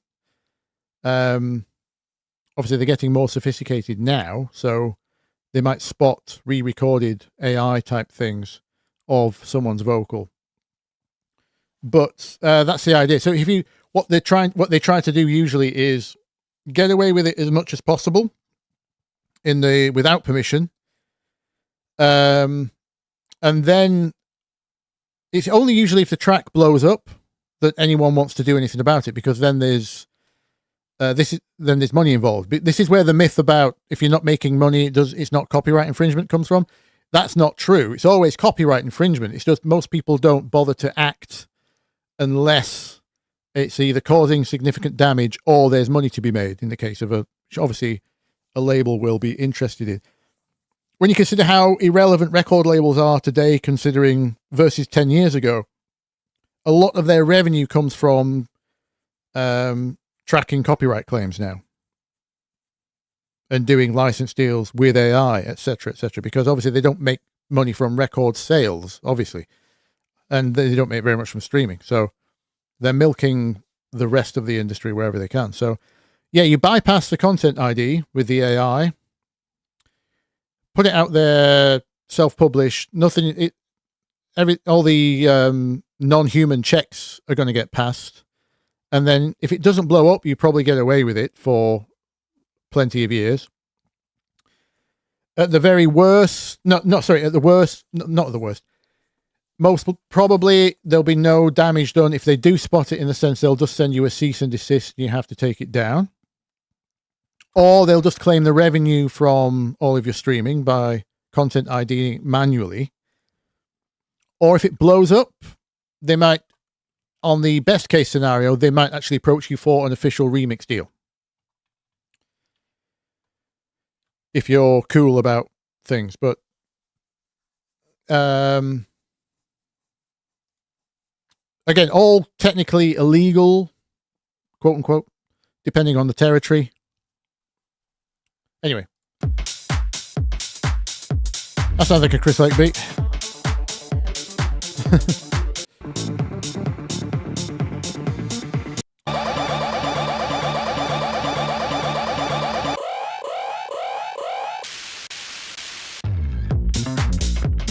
Seems has been here all night, hasn't he?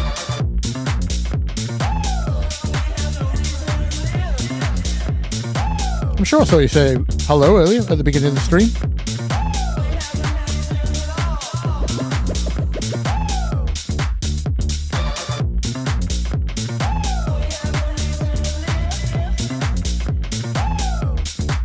I hear what you're hearing in terms of the bass line here.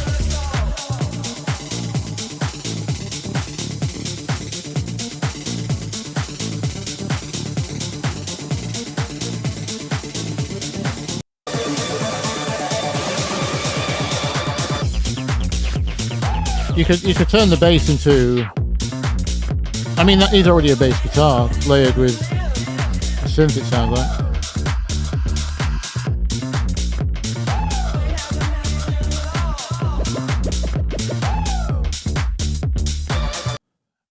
Very strange groove. It's kind of swung drums, but square bass.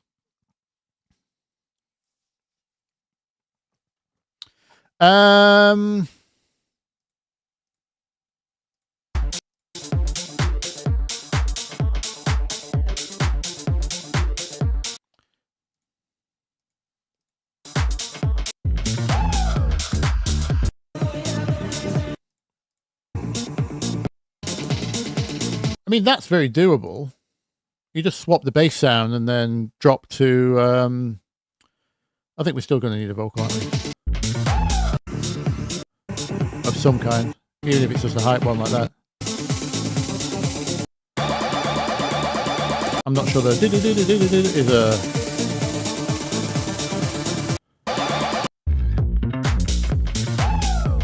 We'd go disco in the middle, then you drop to...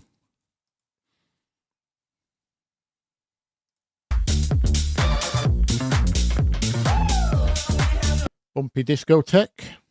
I mean, it's easy to do.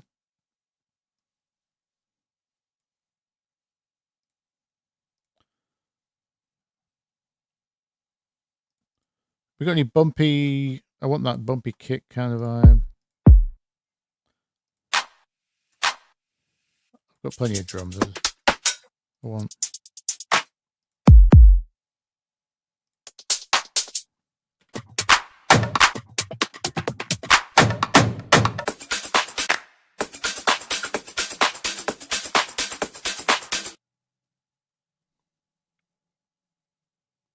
The Ramirez.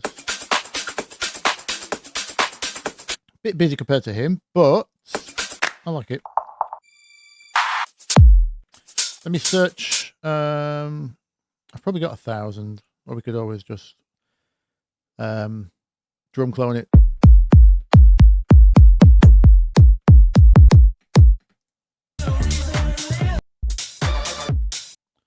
Boom.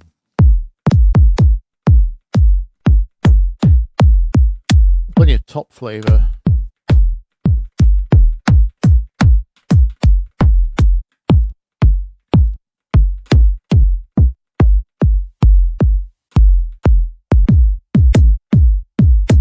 Not too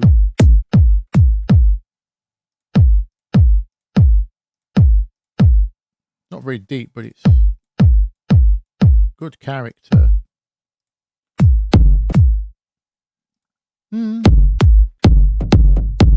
What the hell is that, Mark?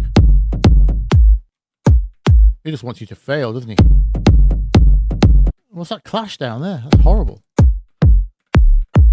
That can't work live, unless it's your only bottom end, maybe.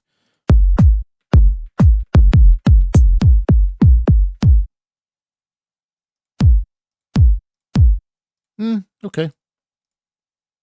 Whoops.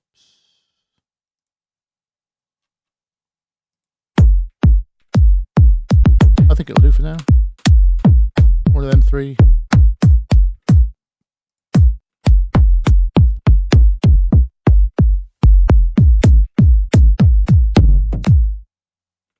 Yeah, I've started the page again, haven't I? Tops.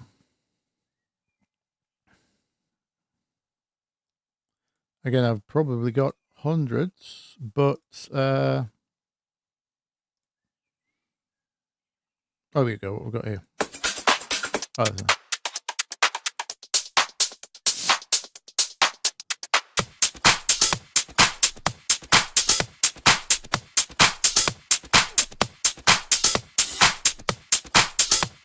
Oh, not bad.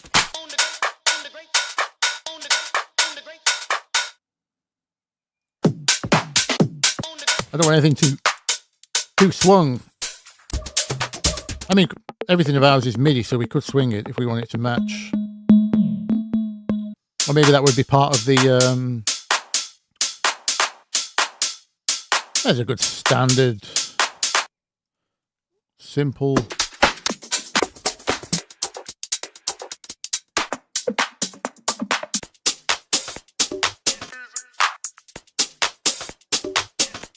Very swingy. I'm going to mark that for pickup hi-hat.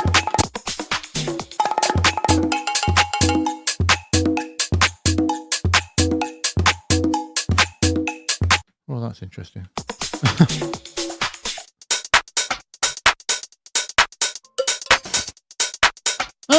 That's quite cool. Some wonkiness in there. I'm going to go with that one, I think. Let's just work on this transition. Let's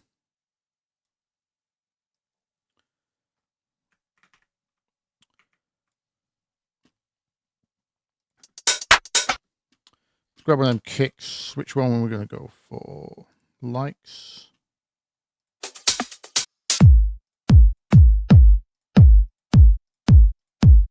Let's go with the shorter one, I think.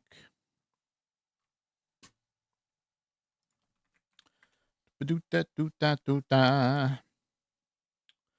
we just got to pick a bass sound. Oops. I don't want to do that. I want to do that. Take the velocity off. I wish I could make it remember that.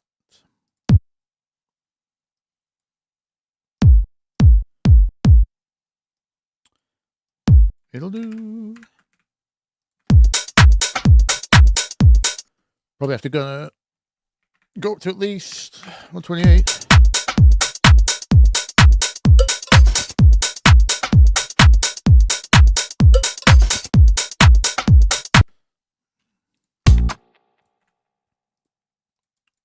So I may put some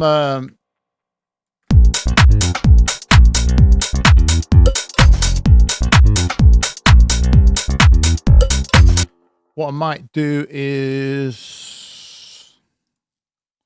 start the bass line on 2. Not sure.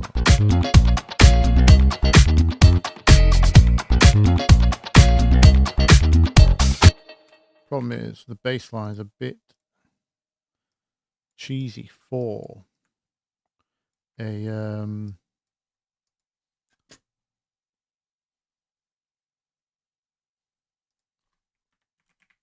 a tech drop, or maybe we're just gonna have to not worry about that. Maybe it is what it is.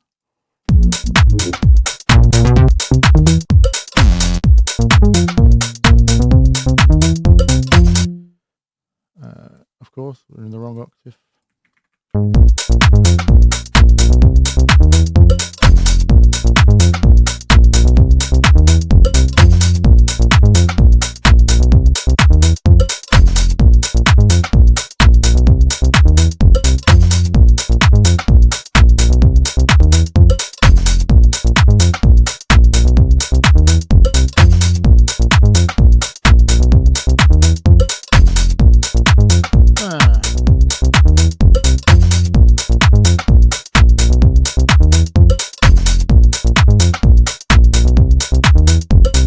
Where's the...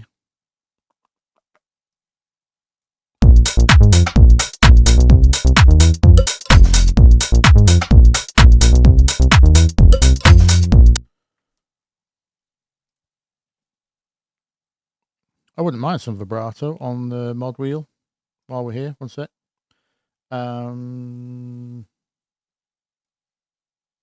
Let's set up on a macro.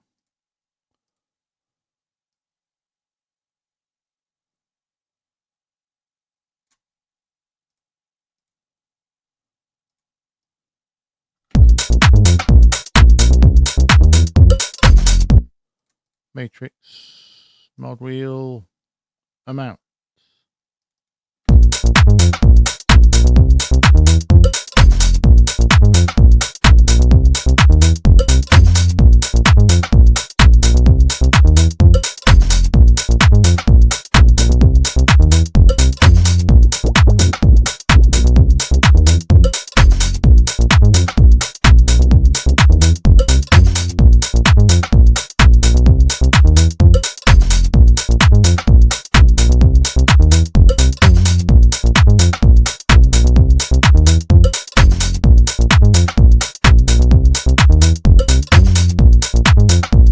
Oh, he's bipolar.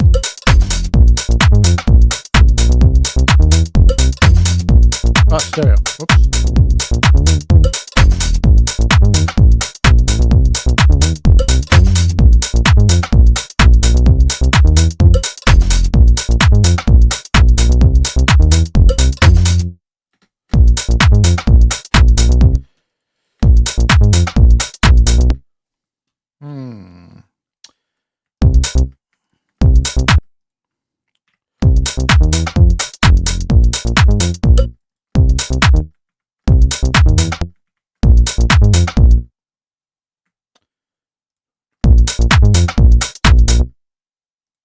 It'll work as a one loop.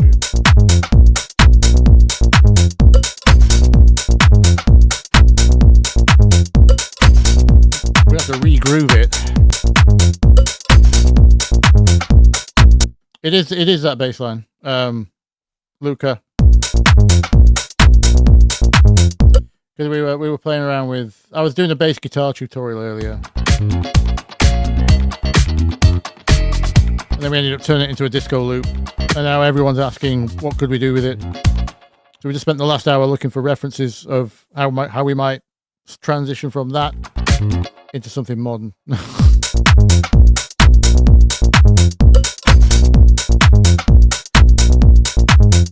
Here's a good groove lesson, actually. So, can you hear how the bass sounds like it's ahead of the groove when we swap to this?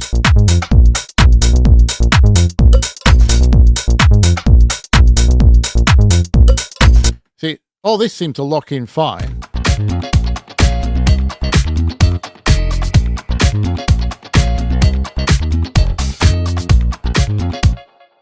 But when we get to that,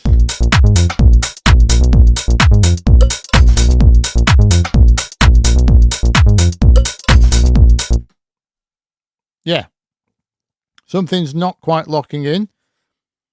Now, the thing, bass guitars, actually, I wonder if it will work if I bounce this. Will it show? Bass guitars don't have a super fast attack, you see. So naturally, the bass, in theory, should be slightly behind the beat.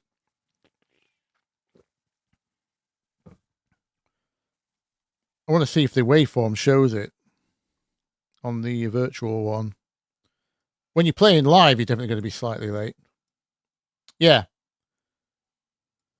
See this? This is helping with the relaxed disco thing. We're about at 128th behind, about 15 milliseconds. That's helping it lock into, and again, the drums are going to have, it's a sloppy clap. So late, well, both early and late, I think. We'll just check that transit. Yeah. Whoa, whoa, whoa, whoa. CPU just went through the roof.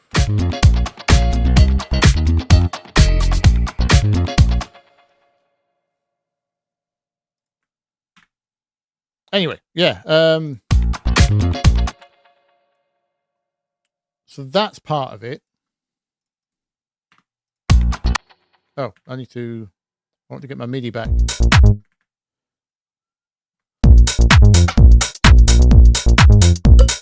We need to figure out how we...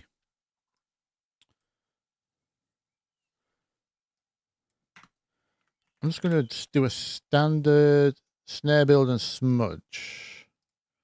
Whoops, no, not his stuff. I keep doing that these days.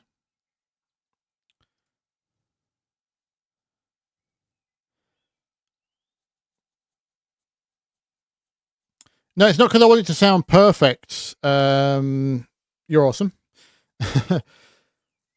It's I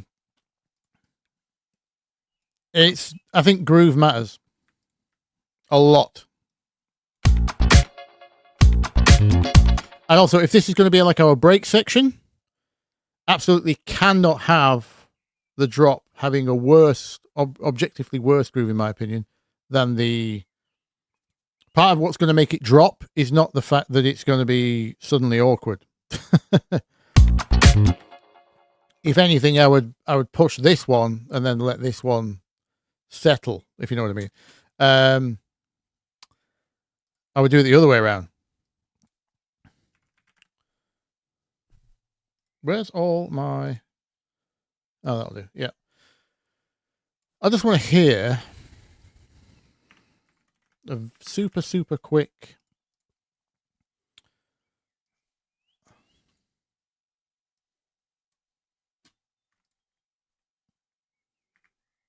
Shock horror. Look, I technically put something on the master.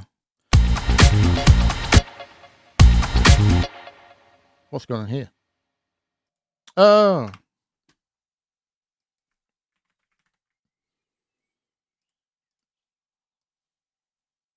I'll put it on the stab. That sounds like it's got swing on it. Yeah. Just put a tiny amount on that.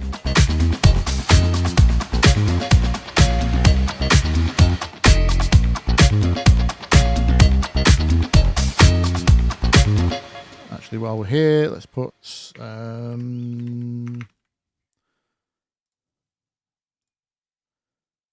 DJ cut. Wrong.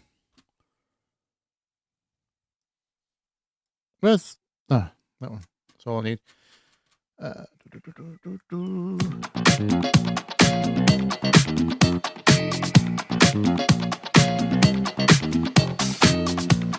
Just want to hear this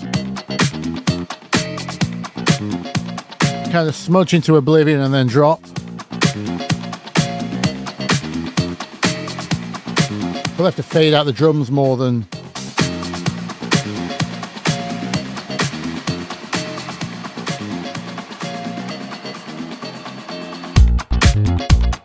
Oh. I'm on loop.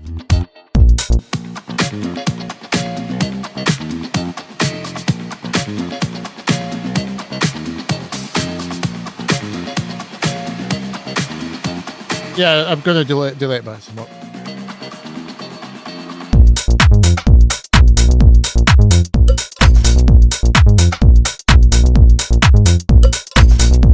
Okay, so we can't have any... in fact, let me just group that whole thing for a second. We're going to mute there. Can't have any... It needs to be a complete switcheroo.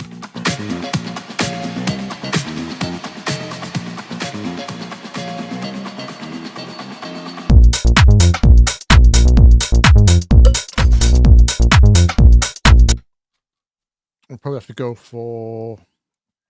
In fact, let's just smudge that group. And what else? I want some kind of awkward fill, I'm hearing. What happened to my splice window?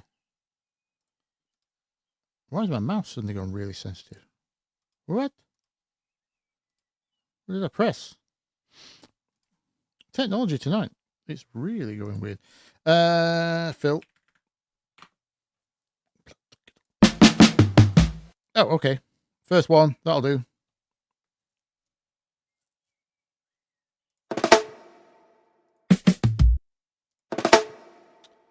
First two. Okay, let's do a bit of that, I think.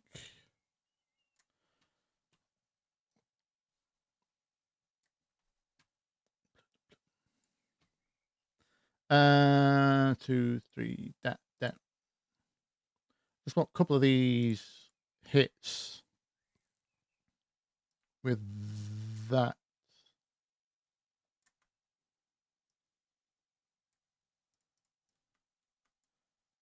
Let's flam.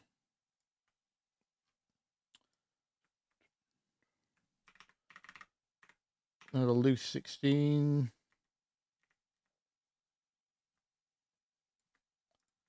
Something like this, maybe.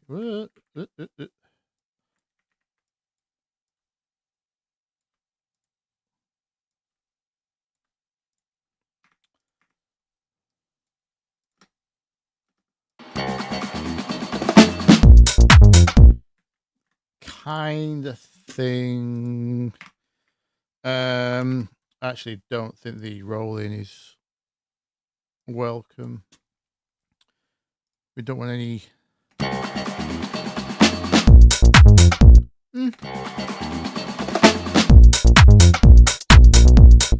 Okay. We'll come back to that. We'll judge. It's the right kind of awkwardness. It's what a sudden shocking thing and then out the way, go. Right, delay on the sound. I want let's just do it audio so I don't have to keep changing the MIDI. Let's try 15 first, like we saw with the...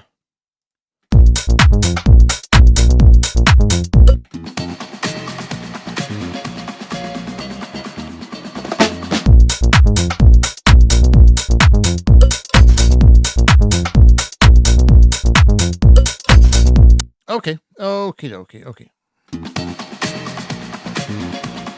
I think we can go.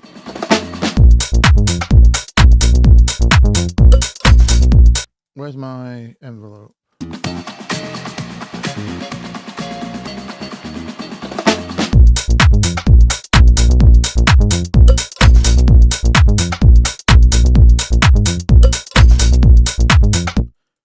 Maybe we swing this one slightly.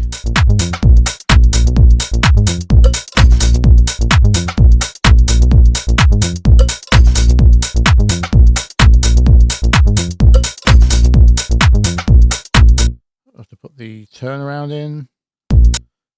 These need to be different colours because this one's down the octave. Actually, let's keep these the same. I'll just do it on MIDI. Then I don't have to keep changing each one. -12. Right, let's deal with some clipping. This is going to need some release.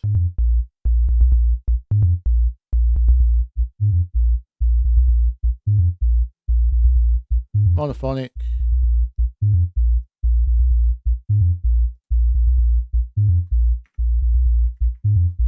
We will put compactor on this one for now.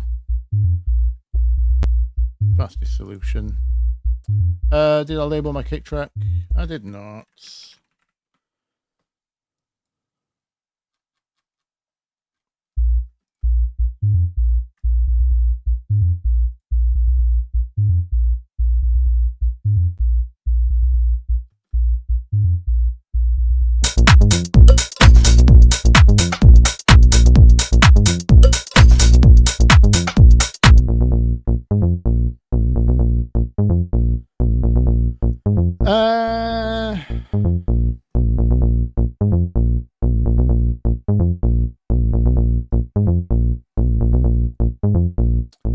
It's just, I think I want that.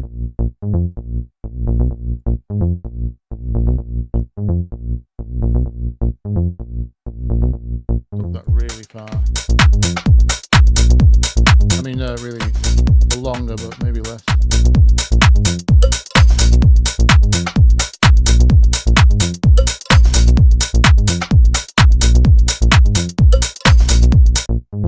I think I want a we're in B flat, so it's very hard to get.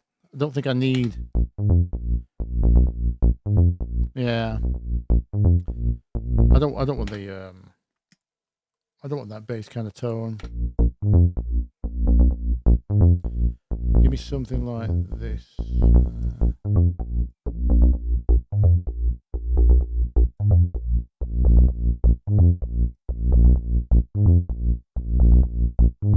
Why are we chorusing now?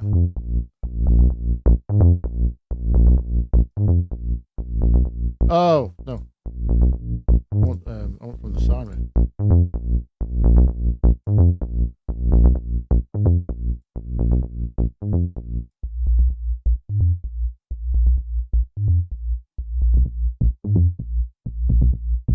Right, sorry. There we go. That's why it's chorusing.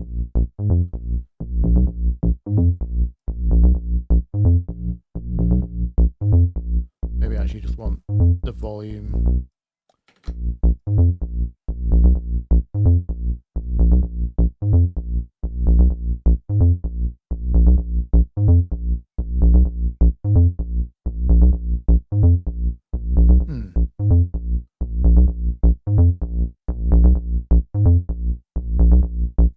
Bit of that.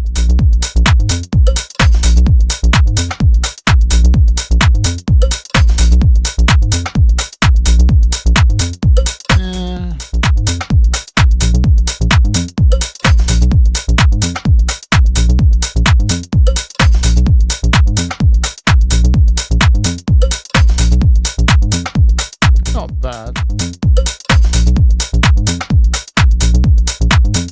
feel like I'm going to be on that bass tone all day. Every time I get something going with the groove, makes me want to change the bass, so not a good sign.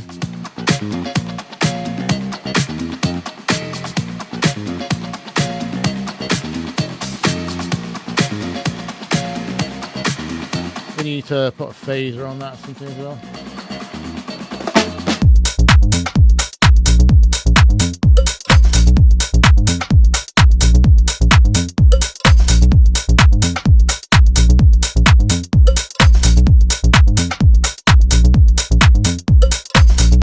Now, can that groove? No chance. It's awful.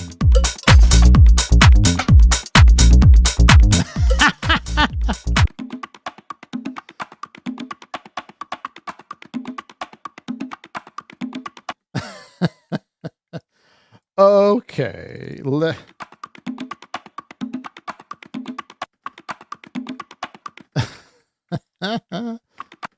Let's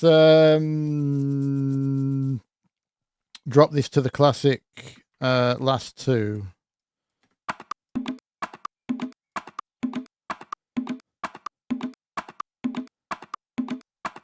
Let's unclick it.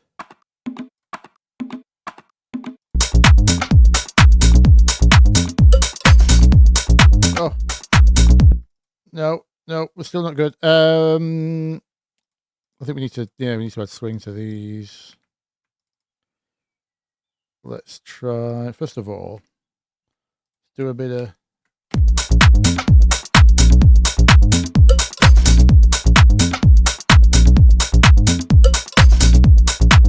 that's not bad, not bad.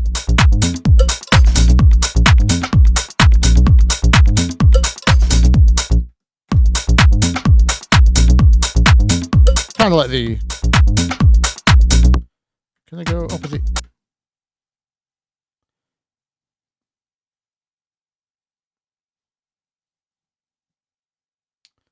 I want to start the loop somewhere else.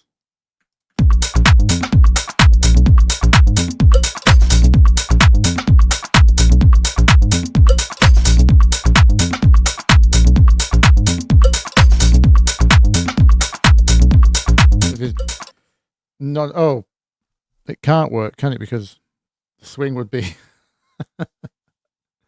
I would need to hang on.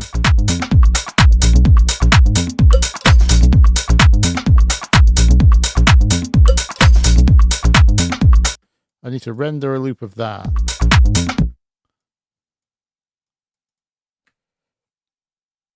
As a new thing. Then swing that probably. Duplicate.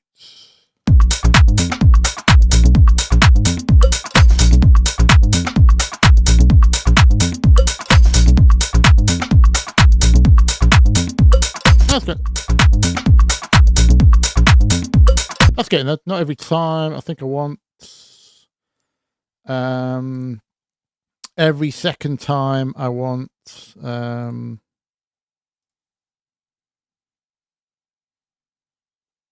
let me unlink that. I want a full bar.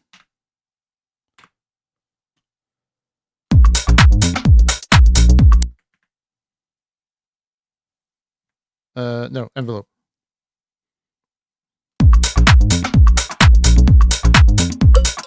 Yeah, I want the length of the envelope to be a bar. Thank you. 16s.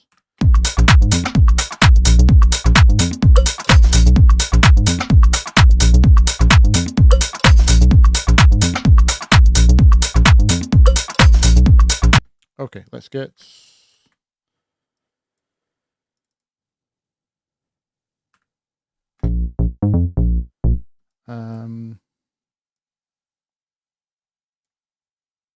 I need the other.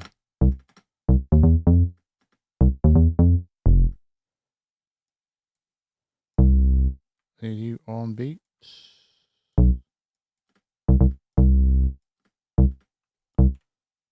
Oh, the swing. The swing.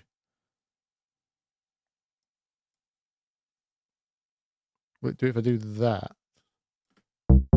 It won't. So does it move you later? Okay, that'll do for now. There's our turnaround. Let me just something again different, so I can.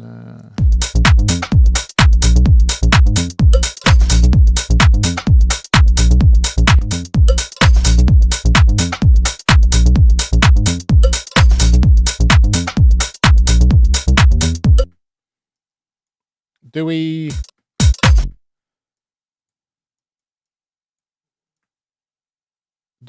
bear hug? Yeah. Why not? What about another fill?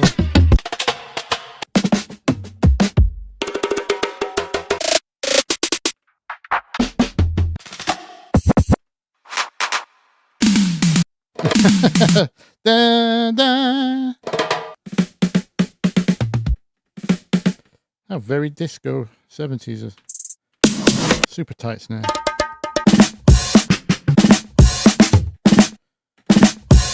I love those rattly marching type snares.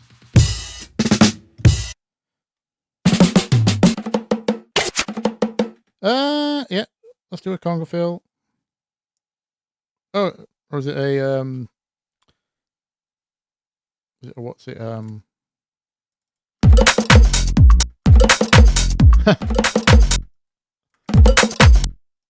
triplet? That. With a kickstart, maybe.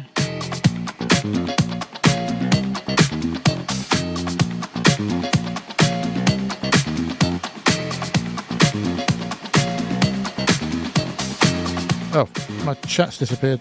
Where have you gone? There we go.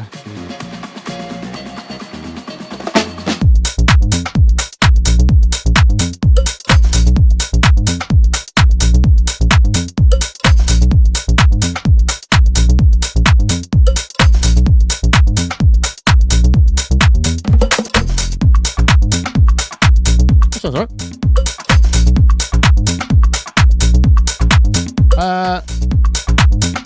Yeah, not sure about that bongo loop anymore.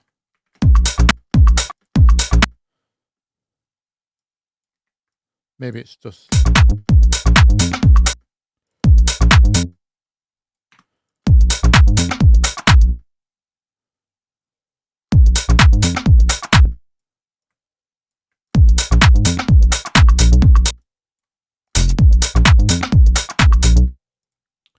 I think it's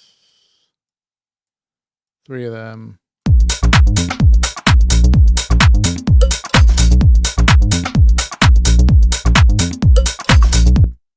Something like that.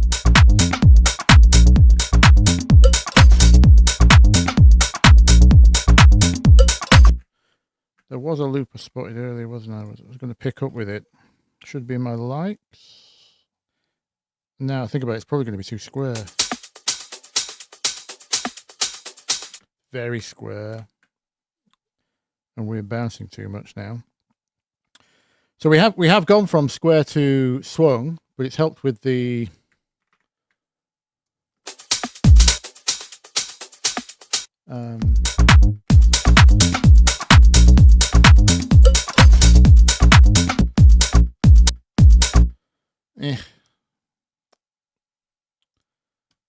Is it just the offs for this groove?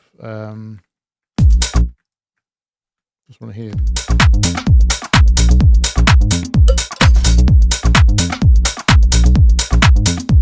Just extend the hi-hats.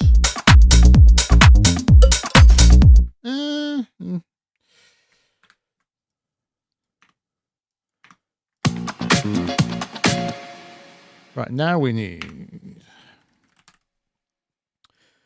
Speaking of, we were talking about Daft Punk earlier, weren't we? So let's try the whole French treatment, which is a filter and a phaser. Let's go sheepadoodle. I like sheepadoodle.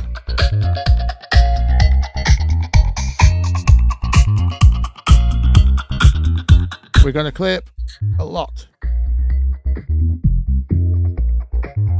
Oh, our sub should not be in here.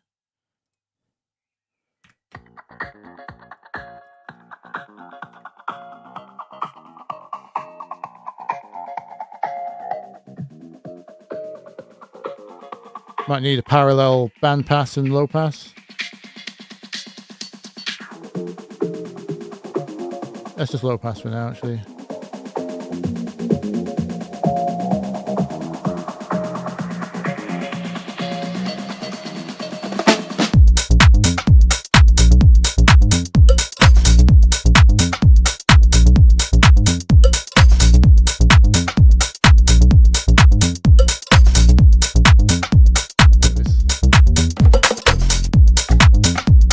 Oh god, no. It doesn't work.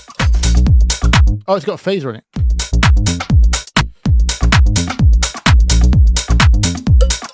Still doesn't work. I don't like it. I just can't get it to swing right. Wrong sound. Wrong feel. We'll probably just do the classic conga, I think.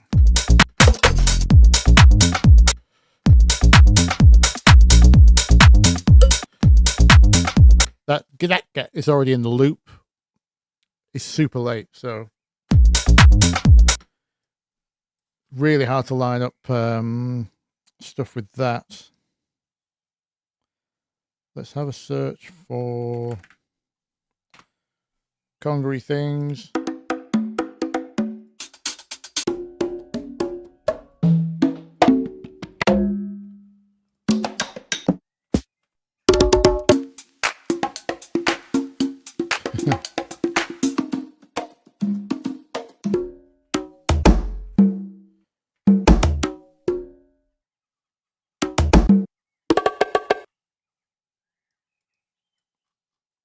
Is that everything I've got on already saved? Ah, wow.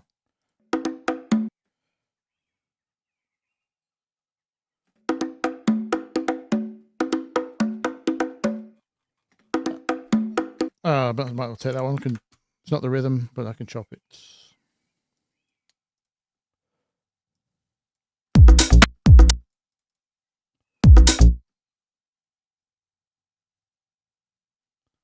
Yeah. All I need is that.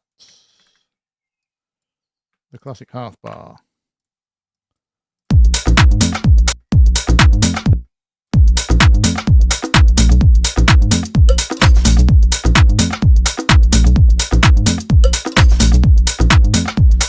That'll do. I'm gonna have to judge it.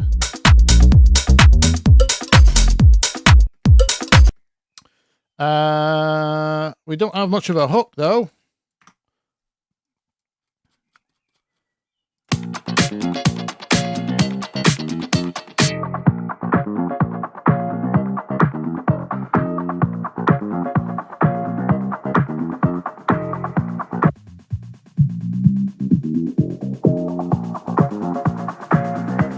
Oh, where's my phaser?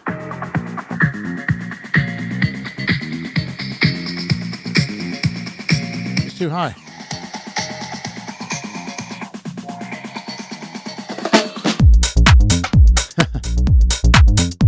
That's kind of a cool effect at the end there.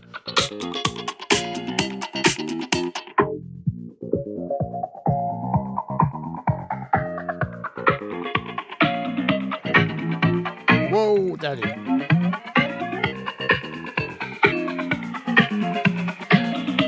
I suppose the classic could be 4 or 6.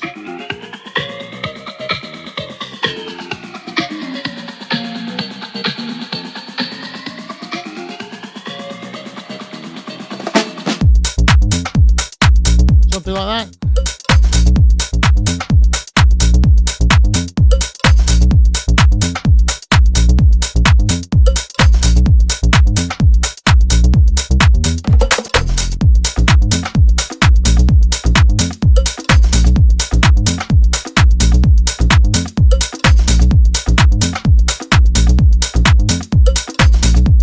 Have I demonetized again? Yeah, I'll definitely be. I actually just turned monetization off now on the on the lives. Every single one has been demonetized.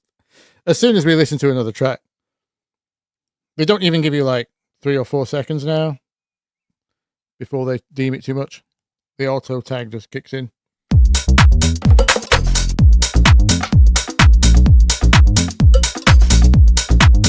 Okay, where the hell do we go now?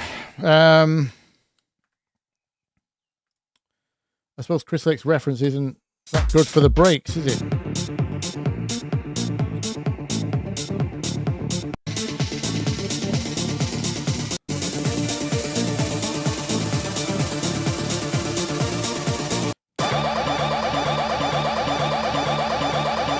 Could do a loophole.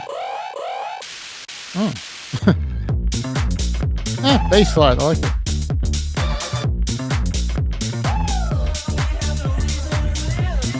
Shame we can't use the bass progression.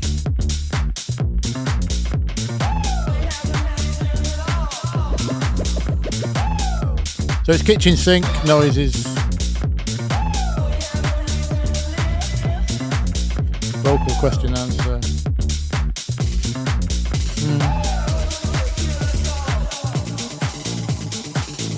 And then his build just consists of that synth, simplified version of the bass, snare roll.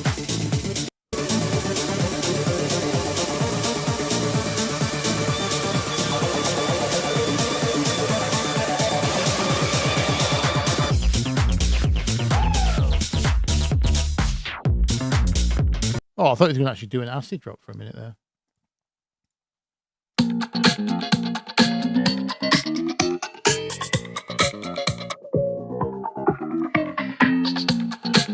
Oh, that's what I was going to do, wasn't it? I was going to add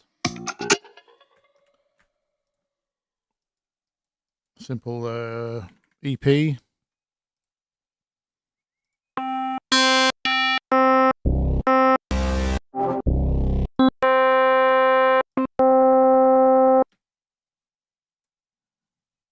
Oh.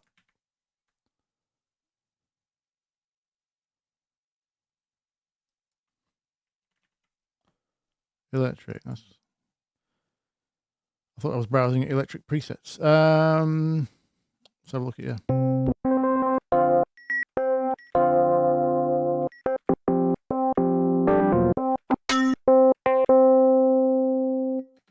The basic is perfect.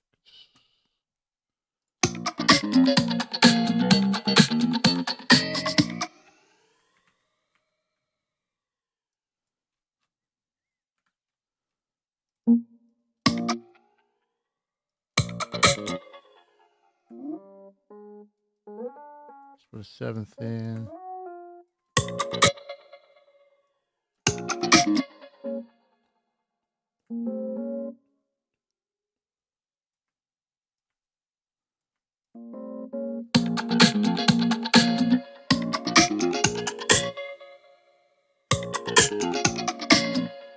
Might do the chromatic movement with that. Might not.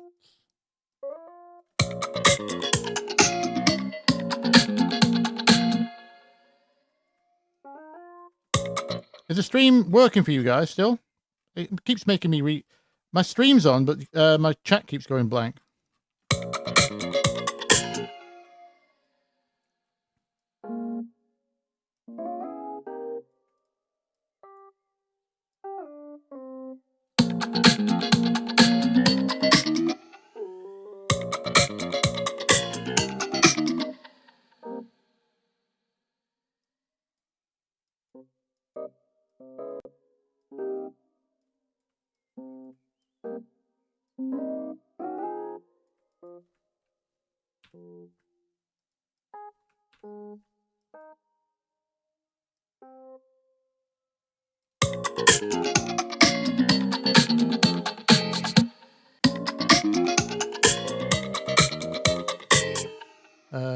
Chord. Major.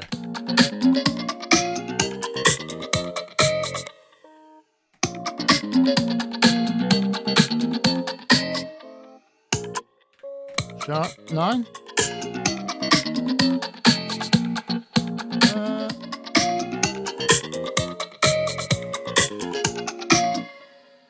Maybe.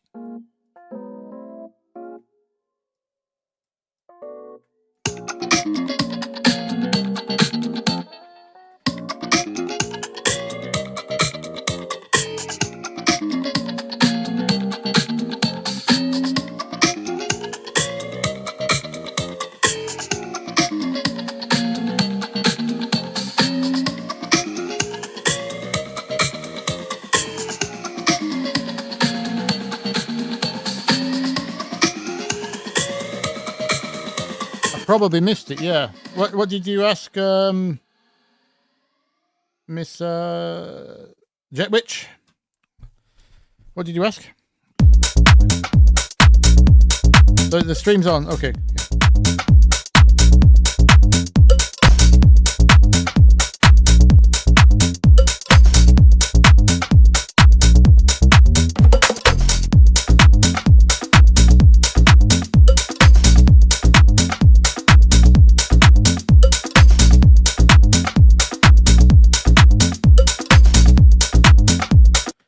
About whether emulating hardware samples is worth it. It depends what you're going for. That change on its own can be pretty subtle in a big production. So unless it's like a front and center element that's deliberately a bit lo-fi, I always use Timbaland, Missy Elliott. What's the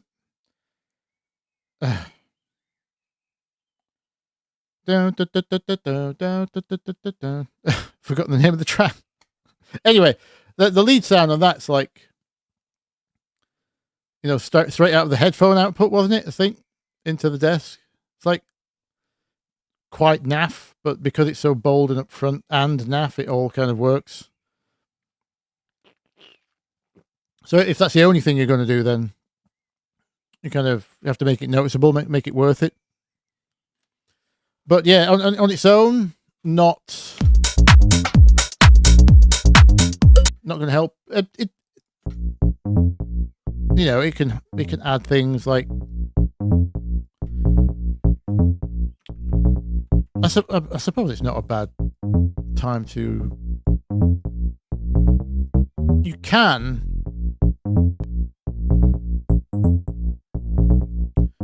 Not that this is vintage sampler. This is.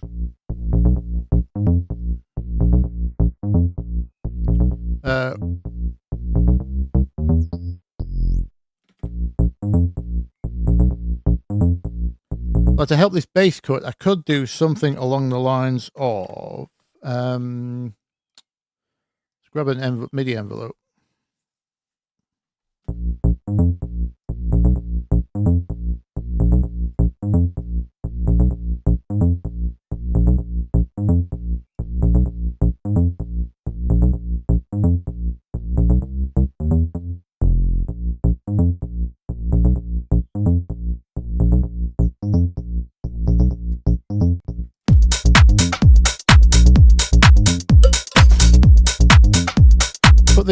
Put the downsampling on its own envelope, so it's not even there all the time, just adding to the crunch at the beginning, maybe. Things like that. In terms of actually emulating the output, yeah, time and place depends, really.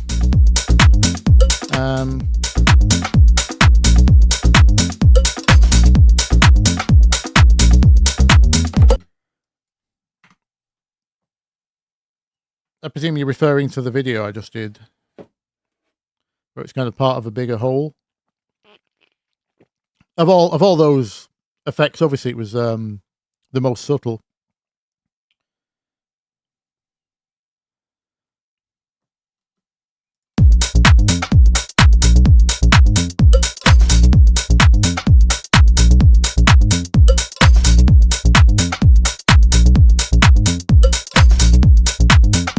What was I going to do? Oh yeah, a bit of fake stereo for now. Not sure what else to do at the moment. Oh, we need to put that before the sidechain, of course.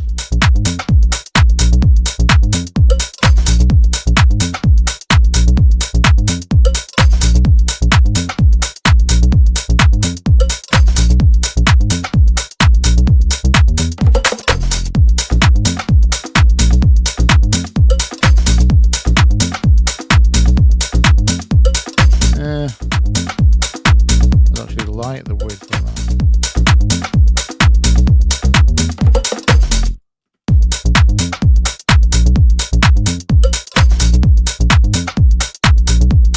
Oh, the original argument is the actual sampler didn't matter.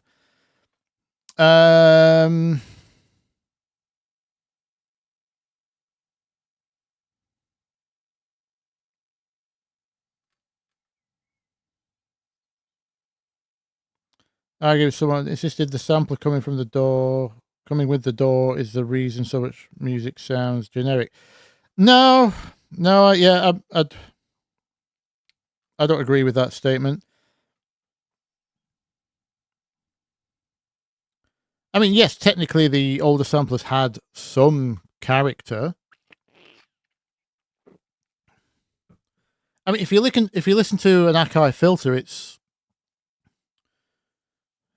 kind of distinct in a way, but only to gear nerds. Like, it's not characterful distinct. It's actually a very bland filter.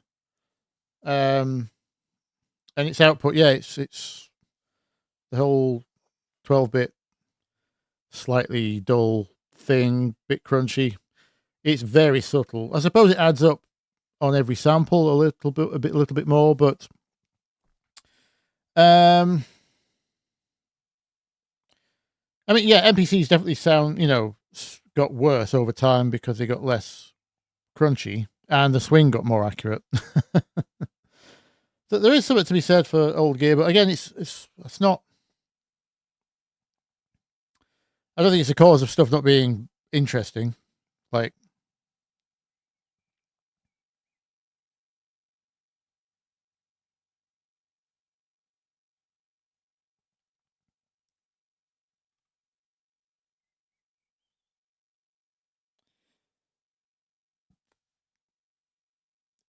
if you're using it as an argument for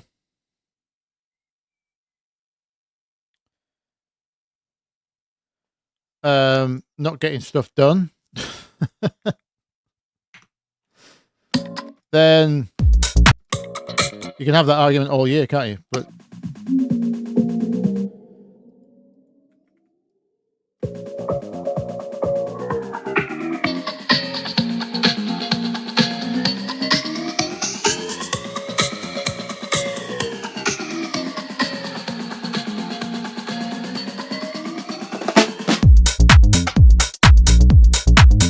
I don't like the stereo on the bass.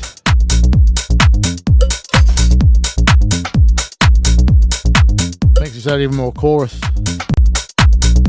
I'm still in 2 minds as to what this bass is.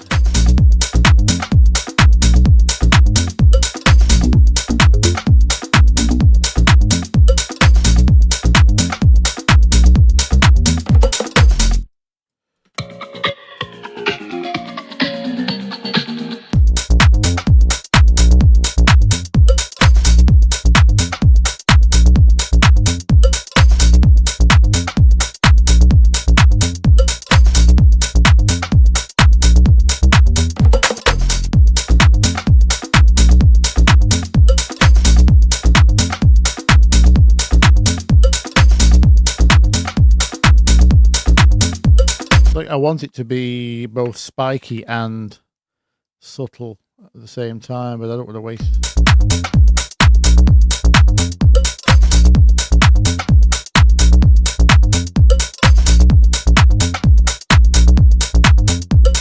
Anyway, spend way too long on that.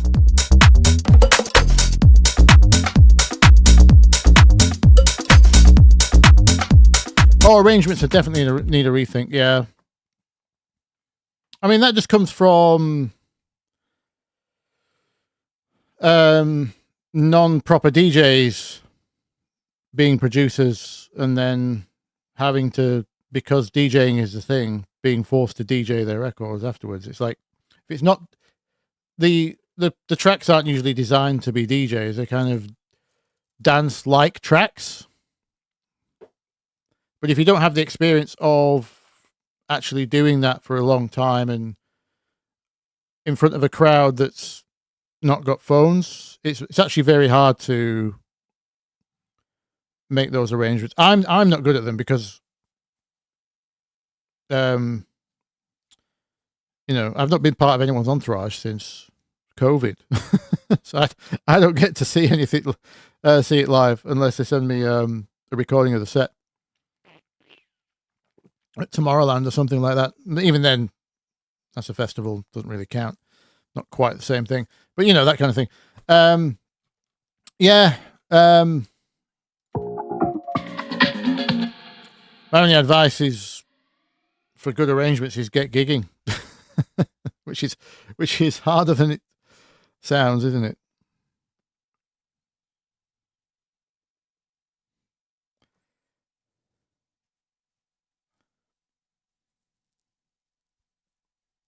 You always find yourself overcomplicating things, too many loops. Yeah, that's really common.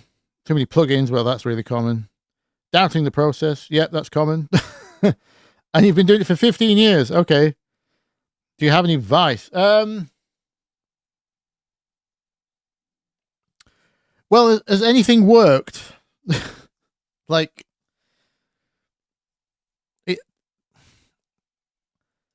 the thing with my advice is, like, traditionally, I wouldn't be a very confident person. I'm the classic kind of geek introvert, not fully, you know, agoraphobic or anything, but having a voice on the internet does bring you its own kind of personality that you develop from speaking to a wider audience, right? But the only reason I have confidence in anything I advise is that it worked for me for a long time. Technically still does. So I just have, I like sharing knowledge. So I'll just repeat what here's what I did. Make a video kind of thing.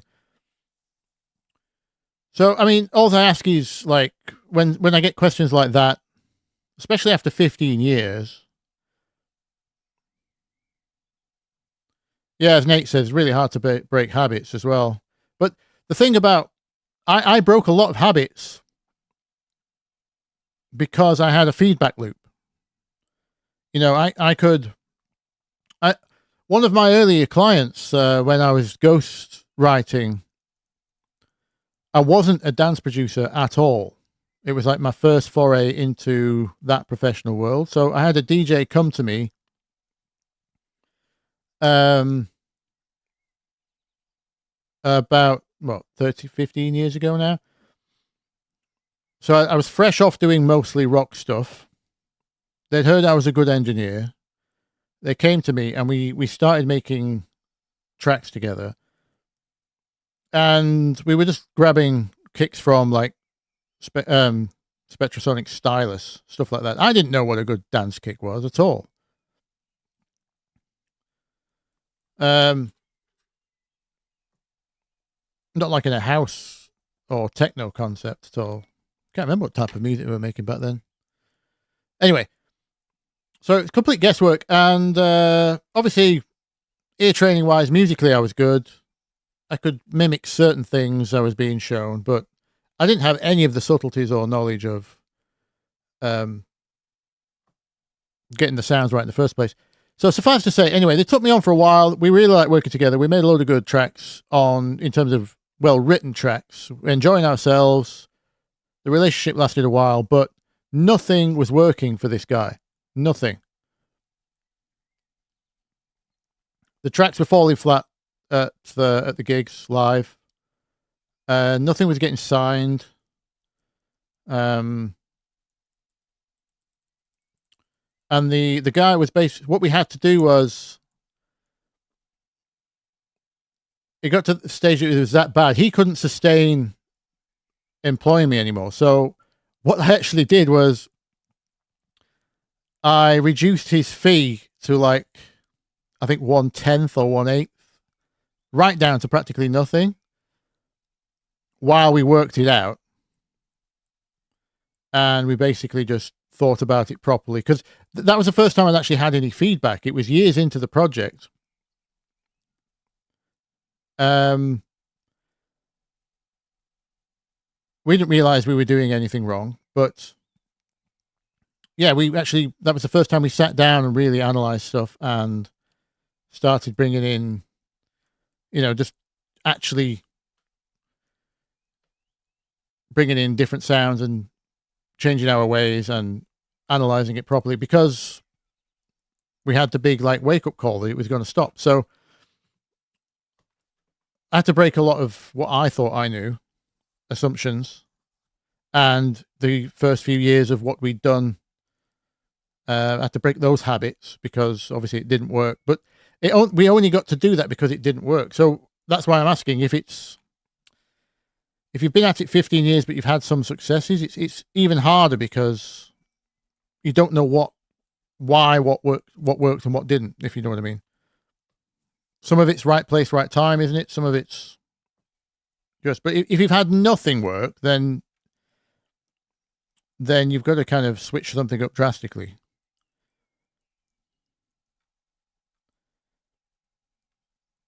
In general, from what you say, though, in terms of overcomplicating it, yeah, it's always the case. If you can't really get something going with, 2 or 3 parts, 2 or 3 loops, like a bumpy bass, a vocal, and a drum, you have to start there. You got to make a proper DJ track with just 3 elements, something like that, and then talking about arrangement earlier, that's one way to figure it out.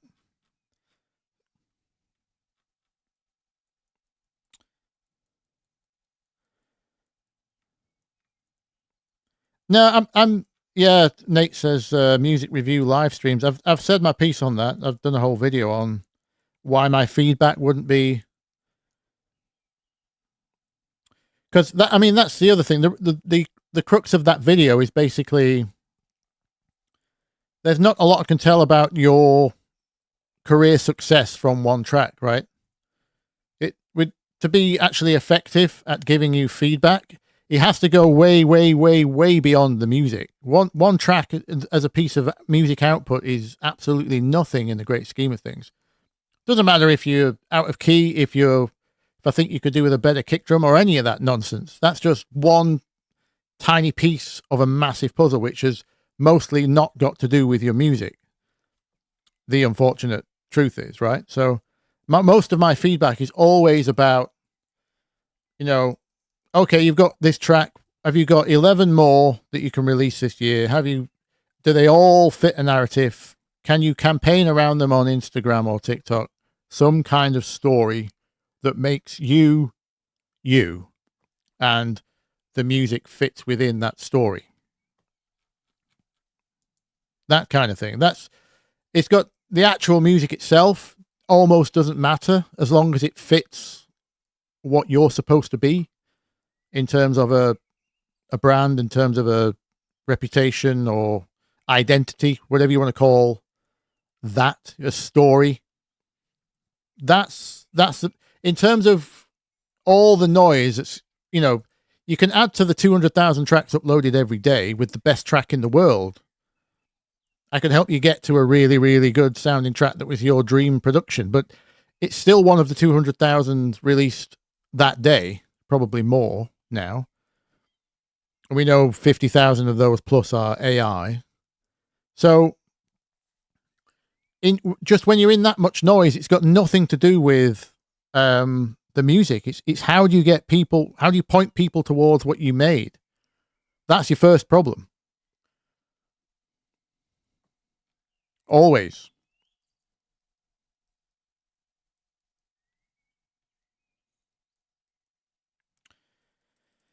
You've got to know how to clue how to release anything, Bedra. You go to a digital distribution platform like DistroKid, Ditto. There you go. Cook's mentioned one. Yeah, Ditto's good in the UK. And you give them your music, you fill out the form, and they'll do most of the rest of the work. Give them some artwork. That's the basics of getting release done. If you just want it out there on all the platforms. Anyway. Is there a way for you to bypass social media? No.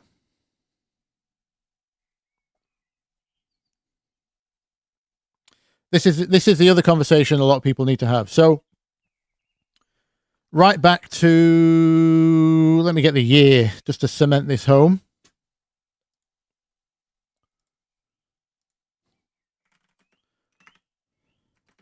When did MTV start?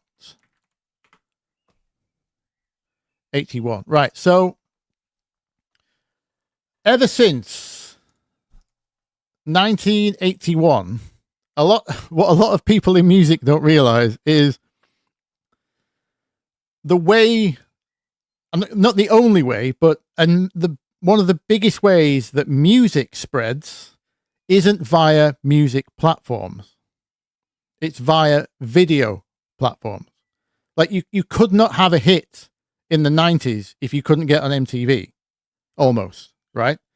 Unless you're a specific, type of exception. But the reason I'm bringing this up is it's no different today, because Instagram, YouTube, TikTok, all the way you would actually, you don't spread music on Spotify, do you? You very rarely share links that way. But all social platforms where people converse and come together and chat and comment are all video platforms. So as a music artist, you have to make that realization. You have to engage with those platforms to get your music out, even though they're not music platforms. In terms of rising above musical noise, the 200,000 every day, it's like your only chance, unless, like for me now, I probably wouldn't, I don't know, I would have almost enough fans to sustain, maybe without any more video output. I know you guys aren't the same audience as the music fans of my music, or not that I need that side to, I've got the music I release with other people as well. There's thousands of already out there. So my platform is technically built. But I would probably still need to maintain. Yeah. So I know the algorithms are against you. Actually, Instagram just did a very good thing. They changed, only a few months ago, they changed the algorithm for the better, I must admit. They are clamping down on channels that only share and remix other people's content. If they're known for that, if they're known for adding to other people's content but don't generate anything of their own, they don't get recommended to outsiders. They only get recommended to their direct followers. And people who post original content are now recommended to wider audiences as well as their followers. So they get priority basically over the. So yeah, I mean, it's obviously the companies are evil. I mean, I don't really know enough about ByteDance, but yeah, Meta's pretty. But yeah, I mean, it's the hand you're dealt, right? So if you've got time to make a difference, make your own social media platform and convince enough people to move to it, be the change you want to see in the world, obviously, then go for it. But most people making music don't have enough time to make the music and promote it alone, never mind actually generate the movement to go with it. So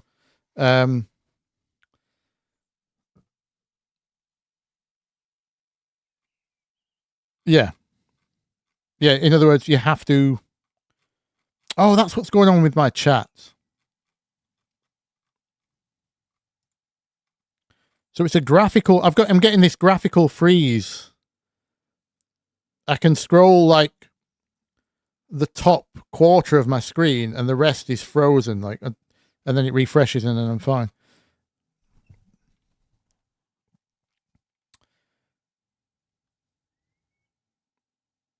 Anyway, music is not the main character. Yeah, I mean, certainly not initially. Once you can grow a following, then you can just go direct to those. Like you don't have to go. You have to, like I say, you have to play the hand you're given. So you have to find the people that might like you. Your first 10, your first 100. You know all those blogs, all those books. All still very true today. Your first 10, first 1,000. I can't remember what the original post said.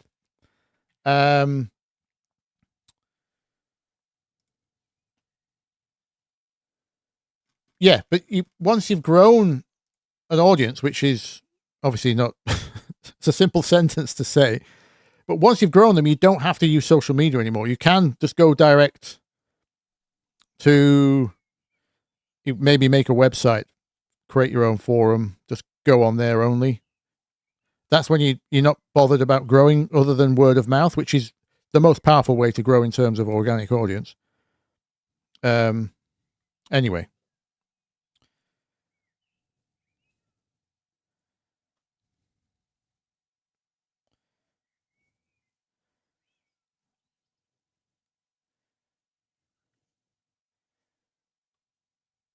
Every online platform has decided to side with Nazis other than trans women. Yeah, well, I'm still surprised how many people forget Musk did the Sieg Heil. It's, yeah, like you say, pretty damn evil. I do watch some of Chris Lake's live streams, Jendo, yeah. Did I find anything interesting in his production methods? Yeah, I pick up occasional things. Nothing that comes to mind right now. The thing is, everyone else works so different to me. And obviously, like I say, mine's already working, so I don't change too much in terms of like, so it is hard to implement other people's ideas into what I already do sometimes. I mostly tune in when he has guests on because I want to know their thoughts and how they worked with and stuff like that. I don't pay that much attention to, we're going to call it production on the screen. I'm talking, I like the production in the original sense of the word. All the decision making is more where I focus, and as long as it's a gigging DJ, I can learn from them, right? So yeah, you can tell he's got the reps in. He's trapped in well, I say trapped. He likes it. Obviously, he's in a genre that I don't, care to replicate much. So, the tech house bumpy thing. I'm not always in the mood for that. So.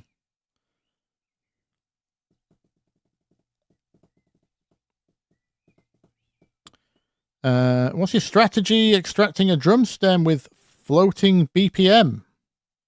Assuming you want to preserve the vibe and groove. Extracting a drum stem with AI. How else are you talking about extracting? Or are you talking about extracting the groove only? The way you said stem there made me think you were talking about AI. Remzu.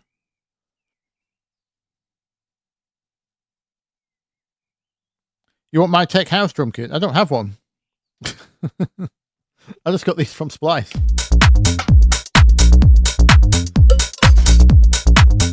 What did we use, by the way? I didn't even look at the name. Oh, of course it's Zen. Is it me or is that Zen everywhere? I must admit, I do find myself using their samples. Is it Zen? Is that Zen World?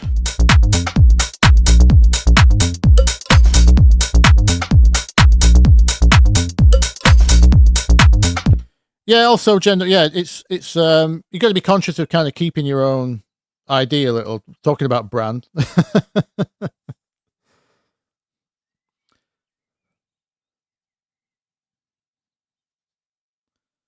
EDM Ticks or Alex Rome? Do I have to choose? Alex Rome, probably. If I was to choose one of the two. Is it Zen World? These Zen packs? Because I have used a lot of them over time. Let me look this up. What's the actual pack called? Drum Top Quake.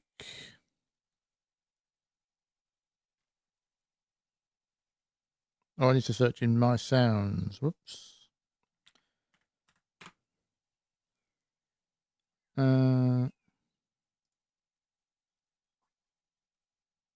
Sennheiser is the brand. Is that Zen World? That's not the same, is it? Cracker.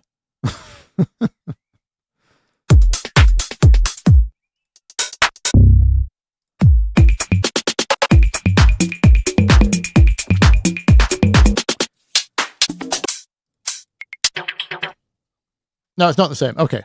Yeah, whoever Sennheiser is, I mean, if you look at my collected sounds and just search Zen, it always comes up. Look at this lot. 3 pages over the years. You probably couldn't say that for...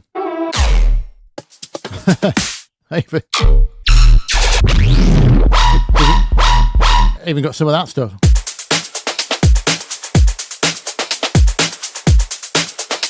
Breaks good.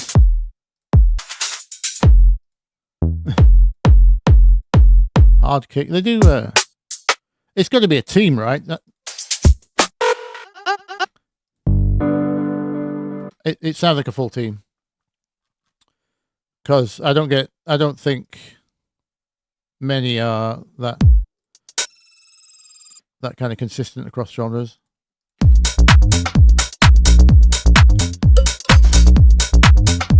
So yeah, if you want my tech house kit, go and download the Zen pack then.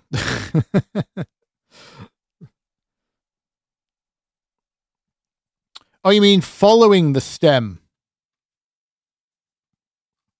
Remzu.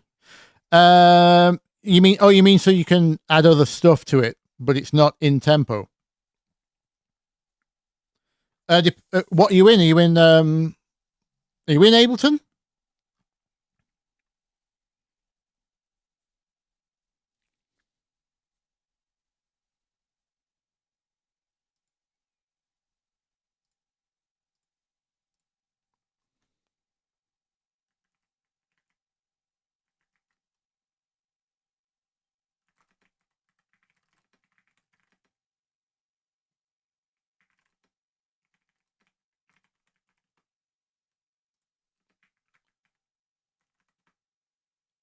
I've not had to do it for a while.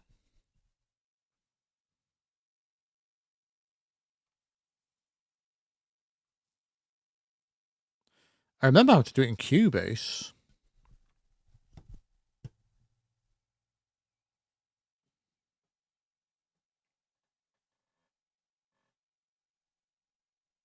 Sennheiser is a company, right? Okay, yeah, entire company. Yeah, it sounds like it. Okay. Yeah, for keeping the natural flow.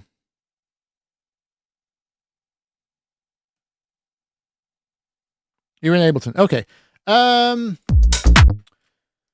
It's a good question. I've not had to do it for a while.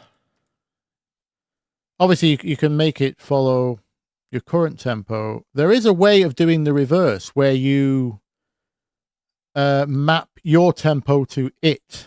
And I can't remember how that's done. And I don't have any... I would have to grab...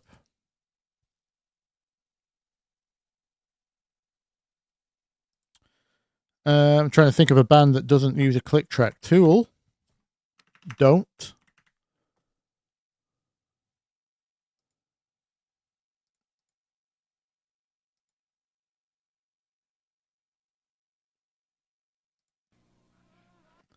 1 second. It's a good question, that. How do you follow?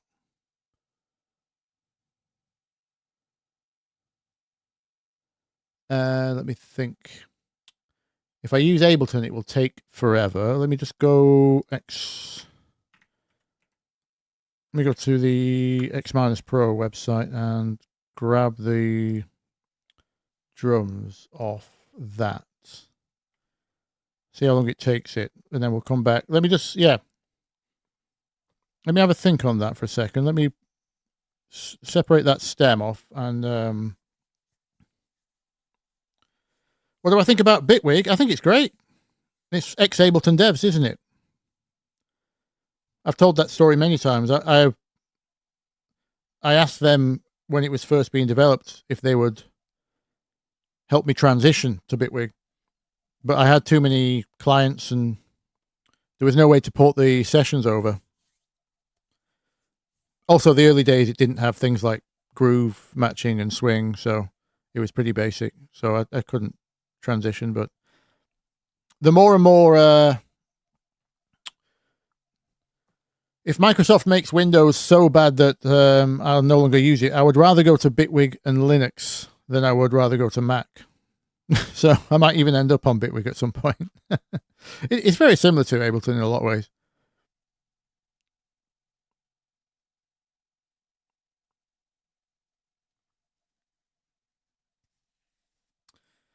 Any tips on free soft lush pianos? The soft lush type are usually the ones they give away for free. It's the dance type that I struggle trying to find for free. But what used to be Labs, which is now Splice Instrument, that's free. The piano in that, what's it called? The Thingy Grand.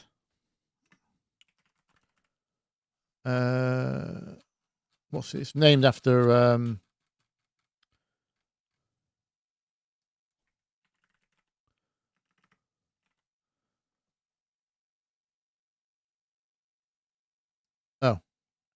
spell it, Ben. Spell it.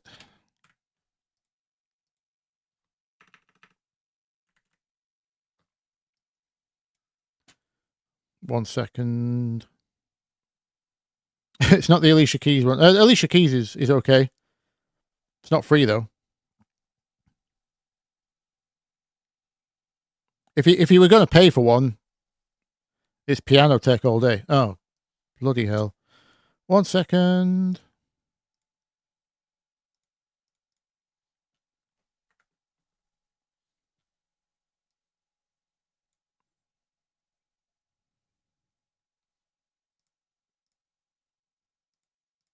Okay, that's on a loop. It won't let me. Is it blocked on my firewall? Bear with, sorry. Actually, I just need the name. It's I've still got Labs installed. It's called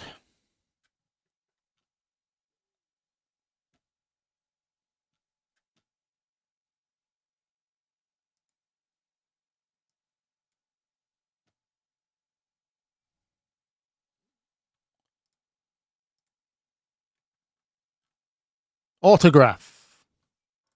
The Autograph Grand. Put it through a. There's also a dedicated soft as well. Obviously, I don't know about Lush. You still need put it through a good free reverb like Dragonfly.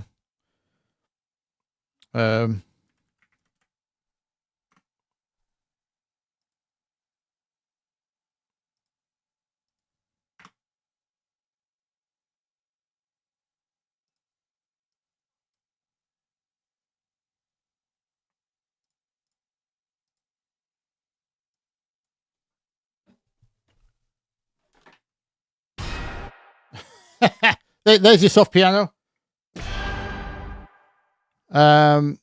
Nope. 1 second. I say that doesn't sound like I remember it sounding.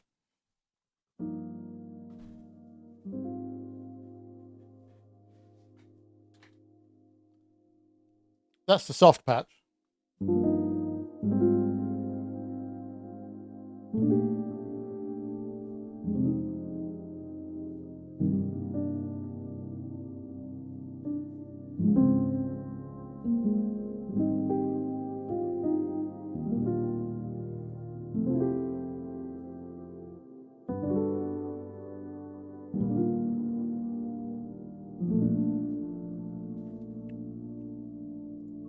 Not too bad. And then the actual, if you want some more expression, it's not just soft, but can do soft as well, the autograph.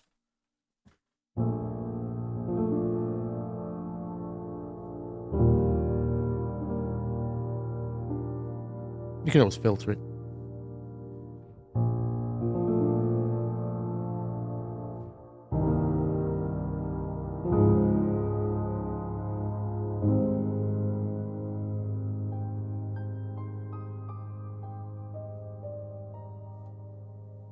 Soft, lush, okay.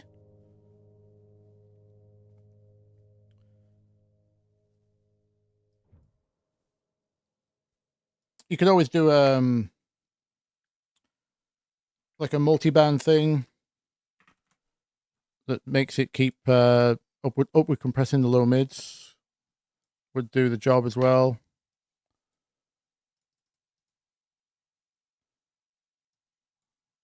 Something.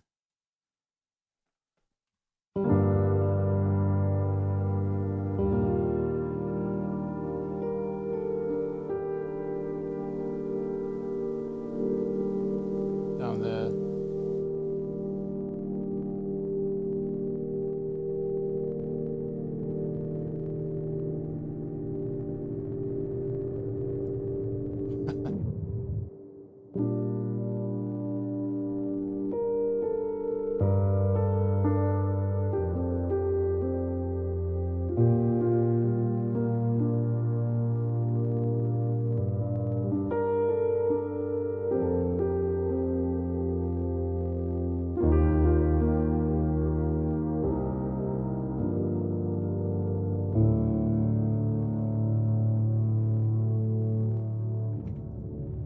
Oh, this is that pedal release sound.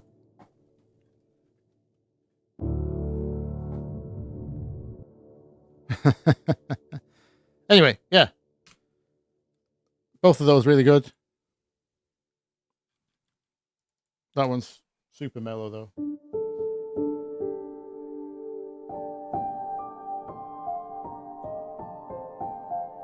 But if you want to pay for one, it's got to be Piano Tech. Because it's physically modeled, so no samples. You can literally do anything you want with it. And sorry, it's not spelled like that, is it? I think they're on like version 9 now, but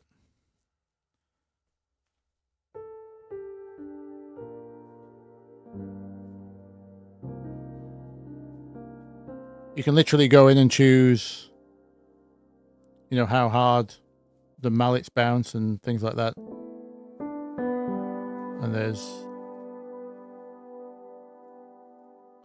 if you want a more mellow kind of upright sound as opposed to a grand piano, or these old classical ones which have been modeled. Actually, that one's very woody, isn't it?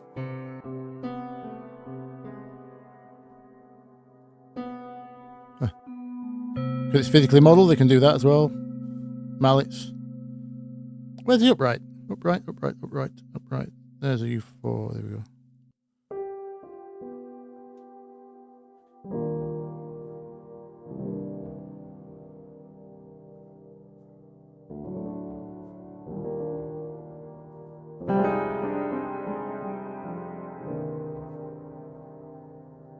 Yeah, always recommended if you're going to pay for one. Piano Tech. All labs for free.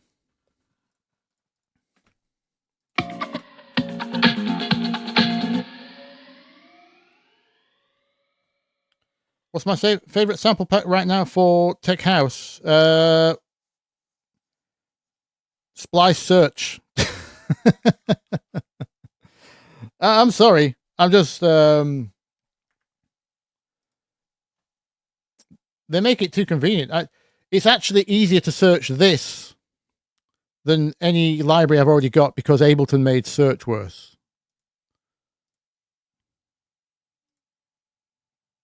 It's actually harder for me to go to my existing sample packs. Like I've got Tool Room here.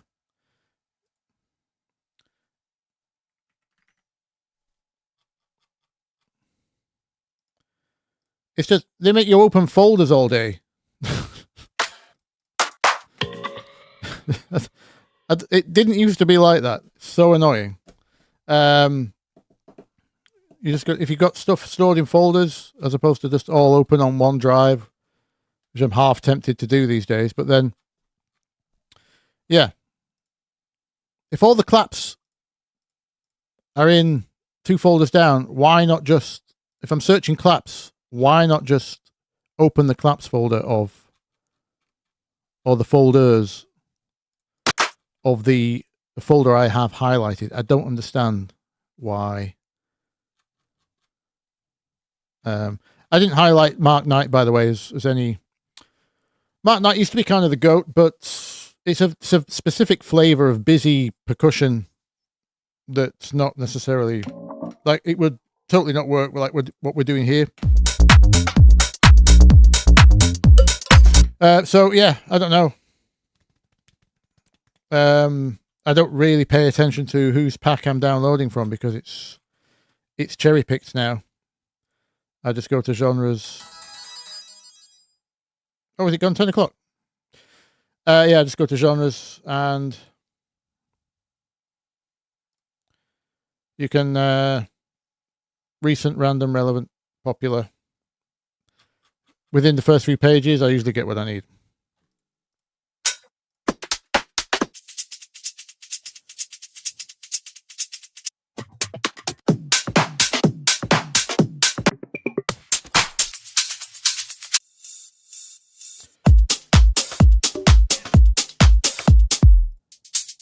Yeah, that's, sorry, not really a recommendation. Not sponsored, by the way, just, that is literally my only subscription is Splice. Oh, Google Cloud.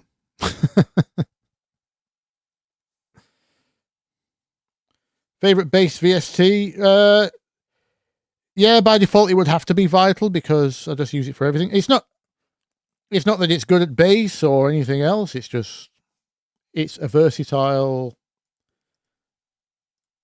wavetable synth. And if you don't need certain very, very specific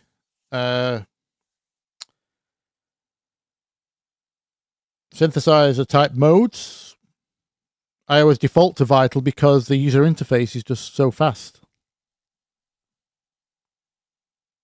Serum does more, but you know, I have the Serum waveforms already installed here. The wavetables, you can swap them between each synth. I just don't think the UI to Serum is anywhere near as quick or as useful. And the niche cases that it's better for just don't really apply to day-to-day creative work, in my opinion. If you're making your own sounds. If you want to get really... it's by far better for things... If you're talking about basses like Nero bass and your noisier style, super complex, tear out dubstep, all that kind of stuff. Serum all the way, just because it's got certain modes and you can stack multiple filters and all that kind of stuff. So you kind of need that for the sound design, complex sound design things. But for pretty much all non-mental sounds, I will default to Vital.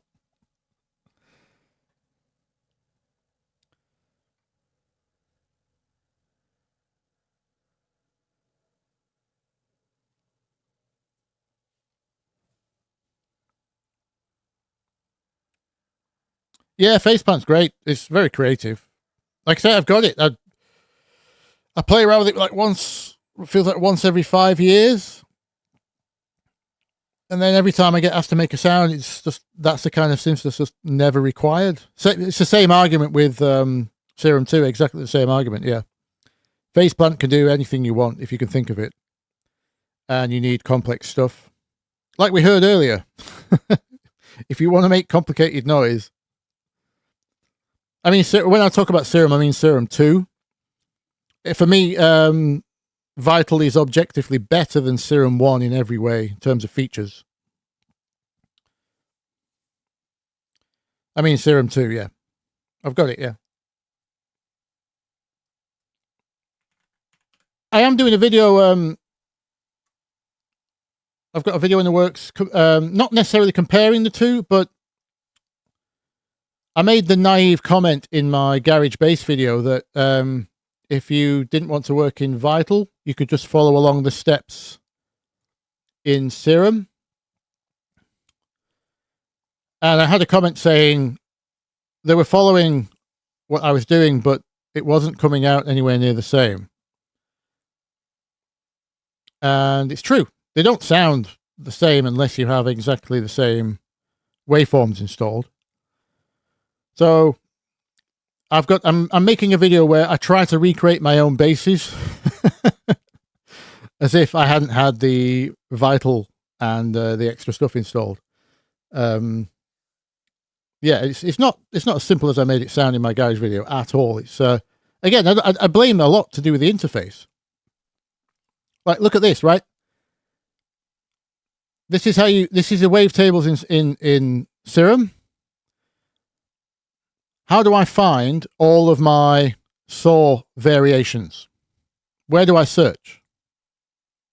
Here, I can just go saw. Then all my saws come up. All the saws that are installed of wavetables that have got saw in the name. There's all my saw options. How do I do it on Serum? I have to go through every single, here. I have to go through the list and find manually what in every subcategory of subcategories has got saw in the name by looking. And in some cases, depending on how the folder's sorted on the hard drive, I have to do this ridiculous thing. But it's not just that. It's you can see in the design, it's not been thought about in terms of mouse UI. Like, so some of the basics of mouse UI is have bigger controls for the more important stuff, and then smaller knobs for less important stuff, less used stuff. Just everything, how the envelopes interact, how the just how it's designed is. Look at this. It's the same number of oscillators. Just little things like if I wanted more than 4 envelopes as well. Look at this. Watch this. If I send envelope 4 to a parameter, envelope 5 appears.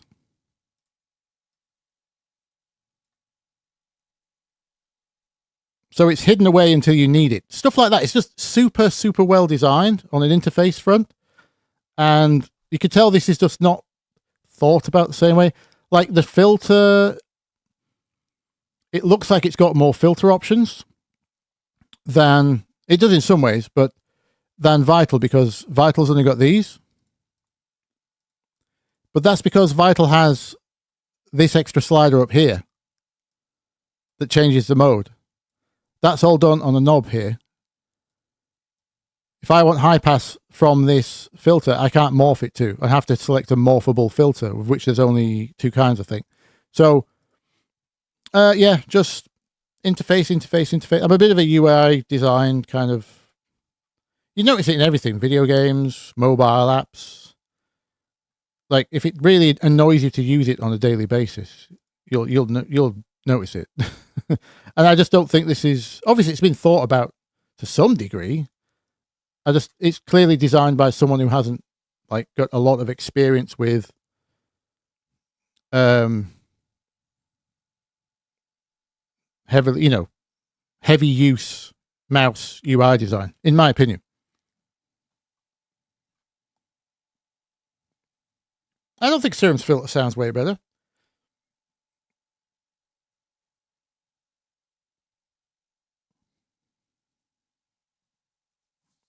I think it sounds a little different, some of them.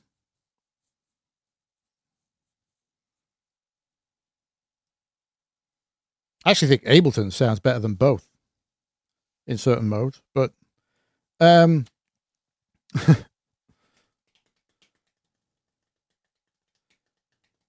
yeah, I don't. You're telling me you don't hear difference between samplers, Subspace, but you prefer Serum's filter. I don't think it's that big of a deal. Yeah, the quality of the filters is a very important aspect of any synth. Go and watch Matt Title talk about DSP filters. It's not like he doesn't know his stuff.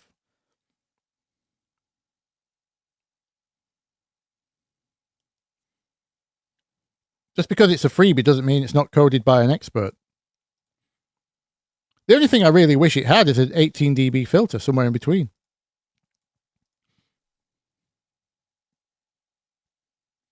Or a 6, so you could put a 12 and a 6 together. But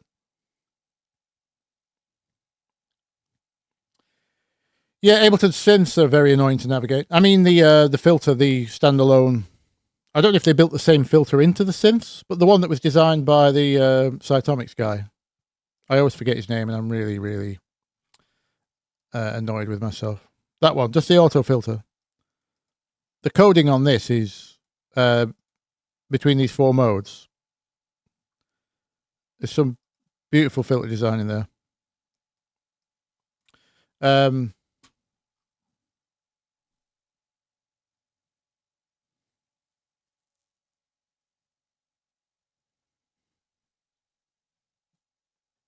Oh, you were being sarky. Hook, line, and sinker. You got me. Oh yeah, the filters are like. I mean, if you're not going to like if it's just a saw wave, you could calculate a saw wave digitally, right? It's I say simple. It's what's called an infinite series. They're actually quite hard to code without aliasing, but on paper, that shape is add a sine or any of the basic shapes. If all you're doing is producing that, then the whole flavor of the synth is in the filter. Yes, absolutely. Like I'm not saying Moog synths only put out straight waveforms. Obviously, there's a lot of quirks to those as well. But the ladder system in that Rob Moog, did he invent it? I'm pretty sure he invented it.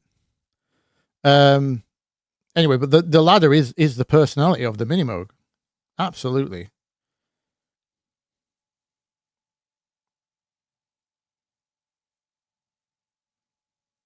Yeah, Cytomic. Yeah, I mean the guy's name. It's a one guy operation, isn't it? Anyway, don't get me ranting about UI design. I'm going to go get some food and then probably play some Path of Exile 2. Hey! New league.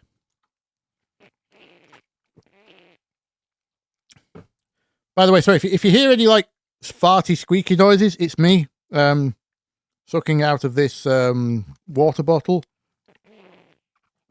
It's developed a bit of a...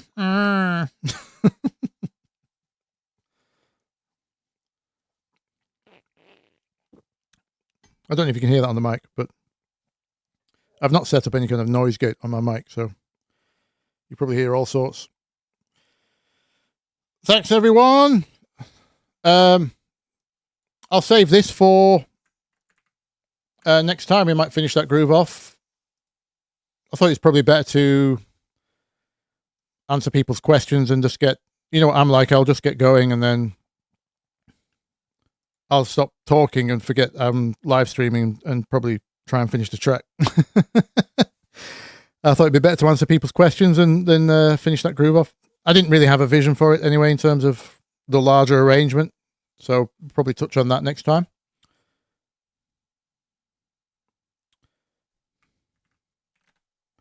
Live May 26. Save.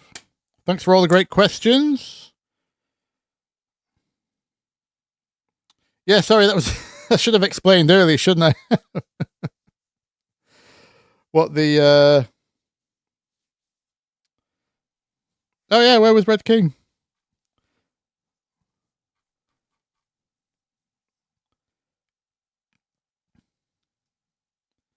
Sorely missed. Indeed. No, but thank you everyone. Thank you for a great stream. Anyone else playing Path of Exile 2?